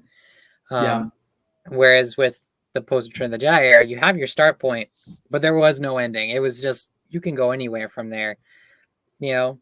So it feels rather limited in the Clone Wars era, and that's not to say that there's not any good stories in it, because again, Dark Rendezvous, the Republic Yeah. The comics, Republic comics. Oh, some yeah, of the Quinlan Voss stuff is just top tier. yeah, absolutely. So you have great stories within them, but most of the great stories tend to be outside of the main kind of characters of that era. You Yeah. know, like So obviously, many Anakin, Obi-Wan, exactly. just yeah. Exactly. So then you have things like like Yoda, Dark Rendezvous, and you have Quinlan Voss being a main character. It's like it's the things that are outside of the realm of like kind of the normal things you come to expect from Clone Wars. And Yeah. it's like I feel like today, specifically in like the modern Star Wars era, Clone Wars is even more overdone. It's even more I overrated. saw there's like a Dark Horse like adventures or tales from the Clone Wars or battle. I was just There's thinking so much. like how many more TCW stories are we I gonna know. tell? It's like there's only so much you can fit before it just explodes, you know, and it just Yeah, there's not a lot of room there. And you know, I love those characters. I love Obi-Wan, I love Anakin. of Uh, course. but I'm gonna pick Luke Skywalker. I'm gonna pick Jaina Solo. I'm gonna pick Ben Skywalker, you Yeah, know, and these characters just mean the world to me. So it's like I'm gonna go with definitely. them. And I like the aesthetic of that era more, you know, and like clone troopers are dope. They're cool. Everyone loves clone troopers, you know. Um, but I don't know. There's something like if you look at the GAG soldiers, those guys mean business. It's like, you know, when you think about Yeah. the Vong, and it's like they mean business or YVH droids, you know. Can you imagine how the Vong would have Oh, decimated legions of battle droids? oh my God. Decimated them. Yeah. And it's They'd like be I also destroying them way faster than yeah, the Trade Federation could ever hope to build them yeah. for I Fundum. like the ships better in like New Jedi Order and that kind of era too. I love the X-wing. The X-wing's iconic. Everyone loves an X-wing. Totally. And Z95s around that era too are Yep. super cool as well. Yeah. And I love the Stealth X is my favorite ship. Yeah. And Millennium the Falcon. ship is also pretty cool. Yeah, the There in ship. Fate of the Jedi. Yeah, and the Falcon, of course.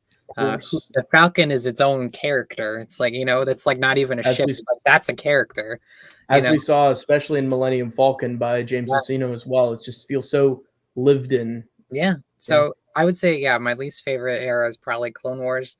Um, and again, in the modern era, it's even more overblown because it's like everyone's like, I want a live action Clone Wars show, or I want a eighth season of Clone Wars. And I'm like, why? Like Haven't there's we so already much done this? there already. It's like go to a different era, you know.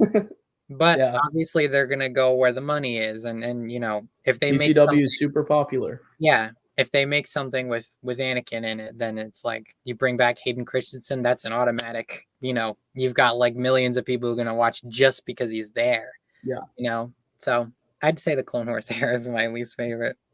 I definitely can see that for sure. Another thing that you started in addition to the Instagram fan page was an awesome YouTube channel Yeah. that you've started, and you have a couple videos on there already, and they're pretty cool. So, what started the beginning of the YouTube channel, and any future plans for it? Yeah. Yeah. So I got to credit you guys and particularly Magneto Alex, for pestering me about making a as Magneto Alex does. So he kind of like pushed me into making that. It's been fun. Usually it's kind of out of my element because Instagram is kind of my thing. Like I kind of think of myself as like the EU guardian of Instagram. It's like this is my domain, Yeah, the like sword of Instagram. yeah. So Instagram is usually my comfort zone. But YouTube has been fun. There's I have ideas for sure about things I want to do. It's just recently I've been so busy with certain Yeah. like college things and work things and personal life things. So it's like I haven't really gotten around to making videos, but I definitely do plan on it. Hopefully within the near future, I'd love to make some more videos. Got hair in my mouth, sorry. Yeah, I've Um, been getting hair in my mouth for oh, like 20 minutes. but yeah, no, there is definitely plans to make more YouTube videos. I have a bunch of ideas. Like I want to. I know it's kind of like not like a cliche, but it's like everyone kind of does like the top 10 kind of EU books. Yeah. And I always kind of had that like oh, why would I make this? Everybody else already makes it. But like you and Alex have said, like like it's your opinion though. It's like it's your thoughts. Like those Yep. are original. Those aren't on YouTube. Like other people's thoughts are there, but yours aren't. Yeah, it's your list. To it, So Yeah. and I've thought about like reviews and such of books and like Supernatural Encounters review is already on there and yeah, made it onto Joe's site, which was really cool. The yes, thumbnail is up there. yeah, that I always go back and look at. I'm like, it's me, I'm Yeah. on the website. So I that one's on there, and I definitely do have other plans. So hopefully in the Nice. future, and I posted a lightsaber spinning video on there. Definitely plan to do one of those again. I really like the reference guide video as well. That was really cool. So yeah, Yep. I'm looking forward to any new content on there, and really like what you've already done with it. So that'll be linked in the description as well for people to go and check that out because there's some cool stuff on there already. Mm-hmm. Yeah. You recently also dabbled into writing with a fan fiction on Jaina Solo. It's how did you describe it? Slice of life. Yeah, it's like With this Jaina Solo. story. Yeah. And so, what inspired the creation of this story? I read it. I thought it was really fun. Getting to look at Jaina's day-to-day life. You wrote Jaina really well, which was no surprise, given that you're basically obsessed with Jaina. Yes, I mean that makes sense. Yeah, it made sense. So, tell us about that. How did you? What inspired the creation of your Jaina Solo short story? Yeah. I mean, it obviously was born out of a love for the character. Yeah. And I always just thought about does she get a day off? Like, what does she do in her spare time? You know, Yeah. you see all those kind of videos out there on the internet. It's like, oh, what Darth Vader did in his spare time, or what the Emperor did in his spare time. And I'm like, what did Jaina do in her spare time? Like, well, what is a casual day without any Sith, without any crazy shenanigans going on? What does that look like for her? What does she do? Like, you know, and so it just kind of formed itself naturally from there. And like the writing style I kind of based it off of was kind of like a Troy Denning, Christy Golden kind of way like they write. I kind of based it off, like my writing was kind of based off theirs. Coruscant felt like I was reading like the Fate of the Jedi era. That's exactly what I was Coruscant. going for, because it's like I'm pretty sure at the time I was rereading Fate of the Jedi as well. Right. So I was kind of, it was fresh in my mind, and I was like, this is how I want it to be, because Coruscant's such an important location in Fate of the Jedi. So I was like, I want it to be around this era. I want it to feel like that. And I think I did. So it was definitely, I think I succeeded in what I wanted to write about. And I was like, let's see her go shopping. Let's see her in her day to day. Like, what does she do? Like, when she has a day off, does she sleep in? Does she go to the store? Does she, what does she eat for breakfast? What does she like? What does she like wear on a casual day out? If I So were Jaina, I'd just collapse on the couch and try to catch my breath. yeah, one of my favorite lines in the story is like, Jag gives her a kiss goodbye, and he says, "Enjoy your day off," and she just replies with a faint, because she's still like half asleep, Yeah. And that's one of my favorite lines. And then she wakes up and her hair is all frazzled, and she's gonna brush it, because it's honestly how I am in the morning. It's like my hair is all messed up, and I gotta brush my hair every morning. So, and her outfit that she wears in the story is based off of an outfit that I frequently wear. So yeah, and I have another story which I can tell you a little bit about, that I want to write. I just have bullet points at the moment. I talked to Joe Bongiorno about it because it's going to connect to supernatural encounters. Nice. It's gonna, and it's, I know you'll like this, but Endor is the main locale. That's awesome. Yeah, it takes You place. said Endor, and my attention just skyrocketed through the Yeah, roof. and then it takes place after NJO, before Dark Nest. Okay. So essentially, it's Jaina and Loey, and they're dealing with the aftermath of the Yuzan Vong War, where these pirates are kind of like capitalizing on the devastation. As we're told that they do at the beginning of Dark Nest, because we meet up with Jaina where she's hunting down pirates that are capitalizing off the devastation of the war.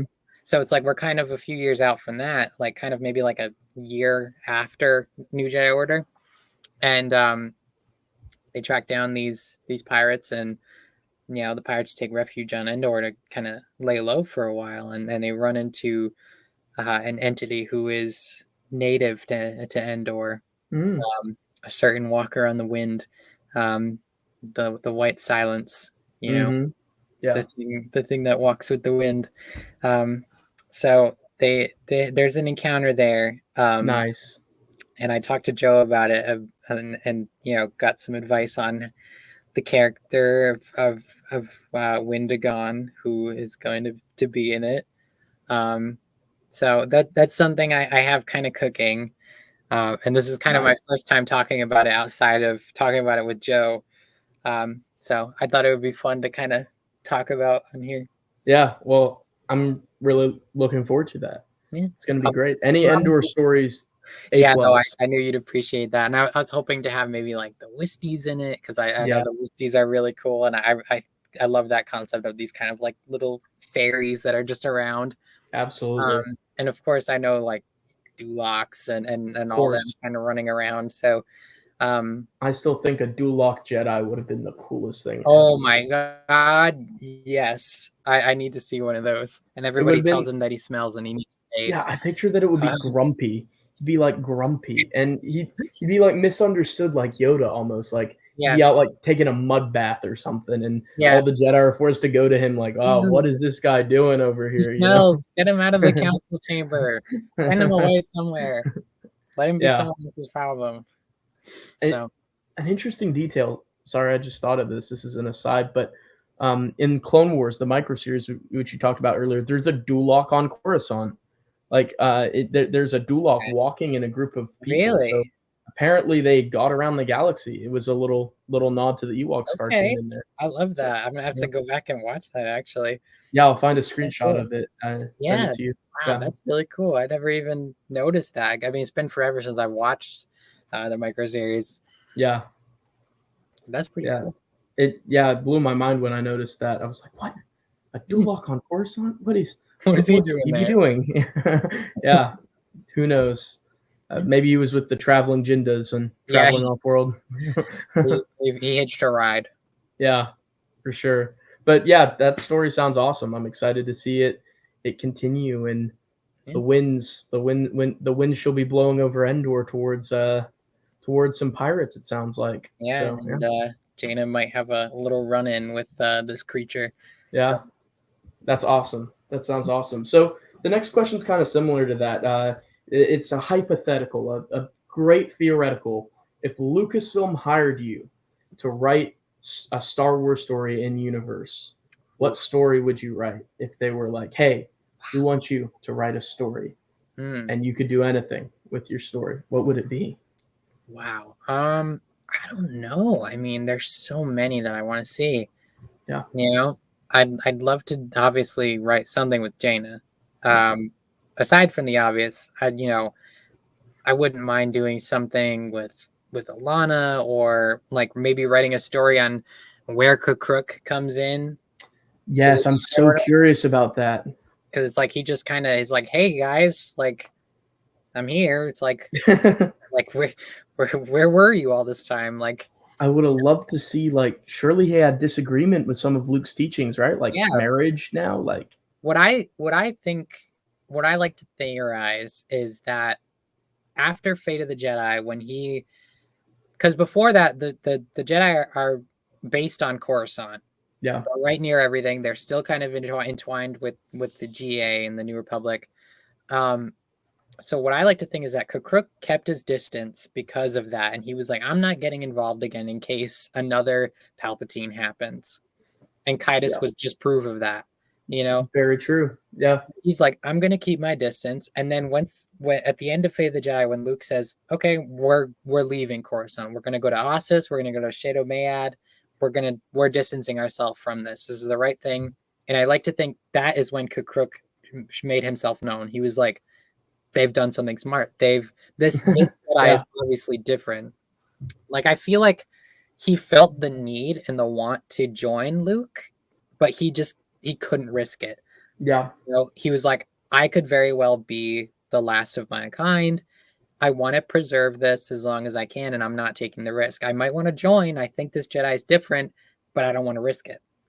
So he would be like, I'll keep my distance for now. And then as soon as Luke was like, "Hey, we're getting away from this stuff," and then Kukruk's like, "Now I can join, because now I can feel safe that the Jedi teaching is gonna continue." makes So sense. that's my theory, is that Kukruk joins after Fate of the Jedi. Like, that's when he would make himself known. And with the knowledge he had too about the ancient Jedi, he could have helped guide them around where they wanted to go, where the Yeah. Order wanted to move around, and the planets out there. Yeah, it would have been a great story to see. Yeah. So I'd probably want to write something like that, or I'd want to kind of maybe write a like my own Jedi character, in Luke's Jedi Order. Because I always imagine that it's like I think Luke's Jedi Order is the best version of the Jedi, Definitely. easily. Easily. It's like like anyone on Luke's council could probably beat most of the prequel council. Oh Um yeah, definitely. so I Like mean, Kip, I'd take Kip Durin any day over Mace Windu. You know. yeah, it's like, and I get into the argument a lot on my Instagram page, is Jaina Solo versus Anakin Skywalker, and the Anakin fans are crazy. Yeah, there are some crazy Anakin fanboys. Yeah, no, I admire their dedication. I really do, but facts are facts. It's like you gotta look at the power scaling here. You know, Yeah. I mean, Luke in barely his prime defeats Dark Empire Palpatine, and Jaina in Fate of the Jedi is stronger than Luke in Dark Empire. So it's like, I mean, yeah. And Jacen too. Jacen's a Jason, match for prime Luke, and Jaina yeah, took out an all a beat up Jacen, sure, but she was the yeah, one beating him up. yeah. So I mean, she took his arm from him as well, and like Jacen himself is a beast. Like he went blow for blow with Luke. Like Luke Skywalker, the Grandmaster, like Luke Skywalker in his most powerful. Well, Luke, Jacen, and Jaina could kick Anakin with an arm tied behind their back. Easily. Yeah. And I think Kyle Katarn would easily take out most of the Jedi Council of the prequel era as well. Kyle, I feel like the only trouble would be Yoda, you know. But it's probably a little bit of bias, but I feel that Quinlan Voss could be able to stand it a little bit. Dude fought against Dooku, fought against Mace, took out Sora Bulk, Score, went toe to toe with Ventress. He's got some experience too. Absolutely. I think the kind of idea and theory that like Quinlan Voss's like descendants are part of the new Jedi Order. It's like I think that's really cool. It's like I think that's cool. Definitely. Cordo's children and Clan Voss married into the Skywalker family. The Skywalker family. So with Nat. So why not? It's like we've got the Voss, the Skywalkers, we've got the Fells, the Solos. It's like a dynasty. It's like we got the GOAT team right here. And I like to think that maybe the Calrissians could have been a part of it too. With Chance and Alana were the same age. I would honestly go for that. And I want that. Okay, this is kind of going back to one of our previous questions about like what EU stories we'd want to see. It's like a Young Jedi Knights type story with Alana, Chance, and maybe some new characters, some new Jedi friends that Alana meets. So they go on adventures. Like Lopaka could have had a kid.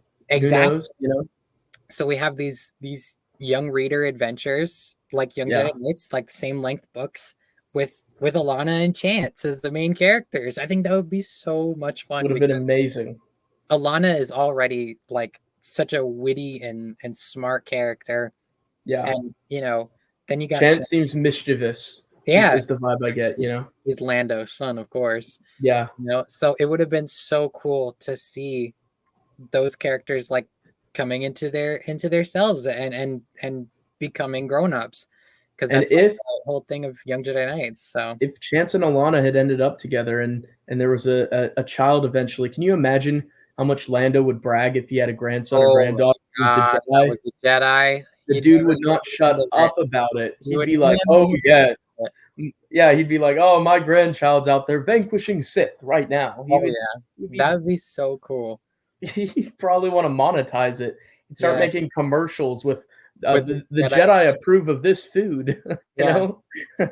I think that would be such a fun concept, especially for kids. Yeah. And I wish I had Young Jedi Knights when I was little, but I unfortunately didn't discover it till later on. Those stories are so good. I read it when I was 12, 13, so perfect age, Yeah, and so I think something with Alana and Chance would have been so much fun. So totally. Yeah.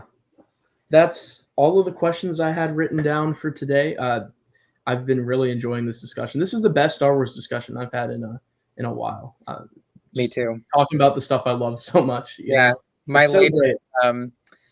latest Star Wars discussions, besides before this one, have all been basically arguments and debates and really. It's nice to agree with someone. Oh no, it's like someone with like-minded sensibilities, Yes, exactly. My other arguments have been arguments about continuity mostly, and I'm like, oh, like not this again, Yeah.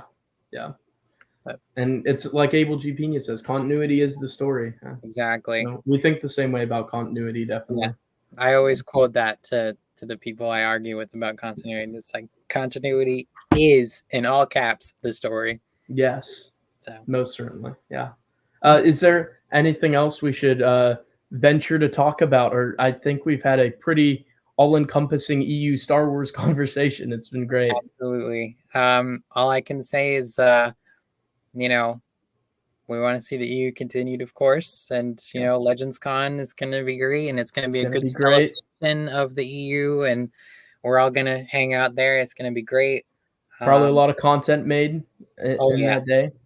Oh yeah, pictures, shorts, all kinds I'll of go stuff. live on my Instagram as well for a little while. That'll be great.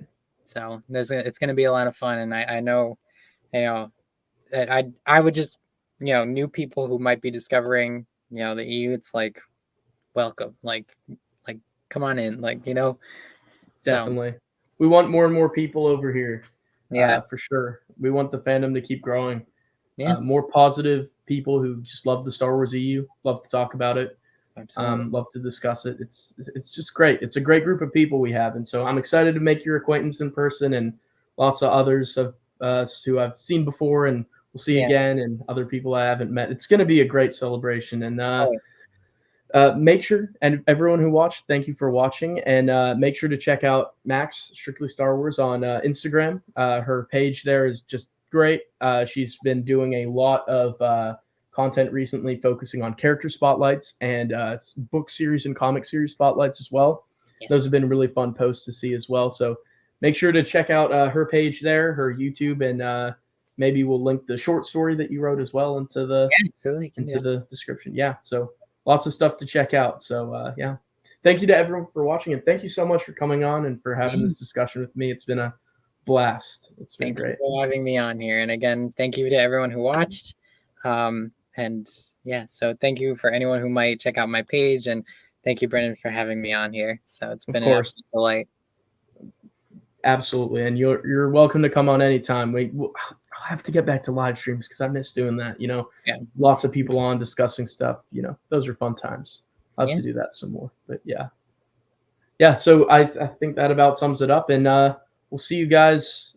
We'll see you guys around. We'll see you guys next time. I can't do outros to save my life. We talked about this beforehand. Yeah, we'll see you around. We'll see you next time. We'll see you around. Yeah, or we could go with the classic Marcel line about getting our Chewbies out of here. Yeah, we'll get our Chewbies out of here.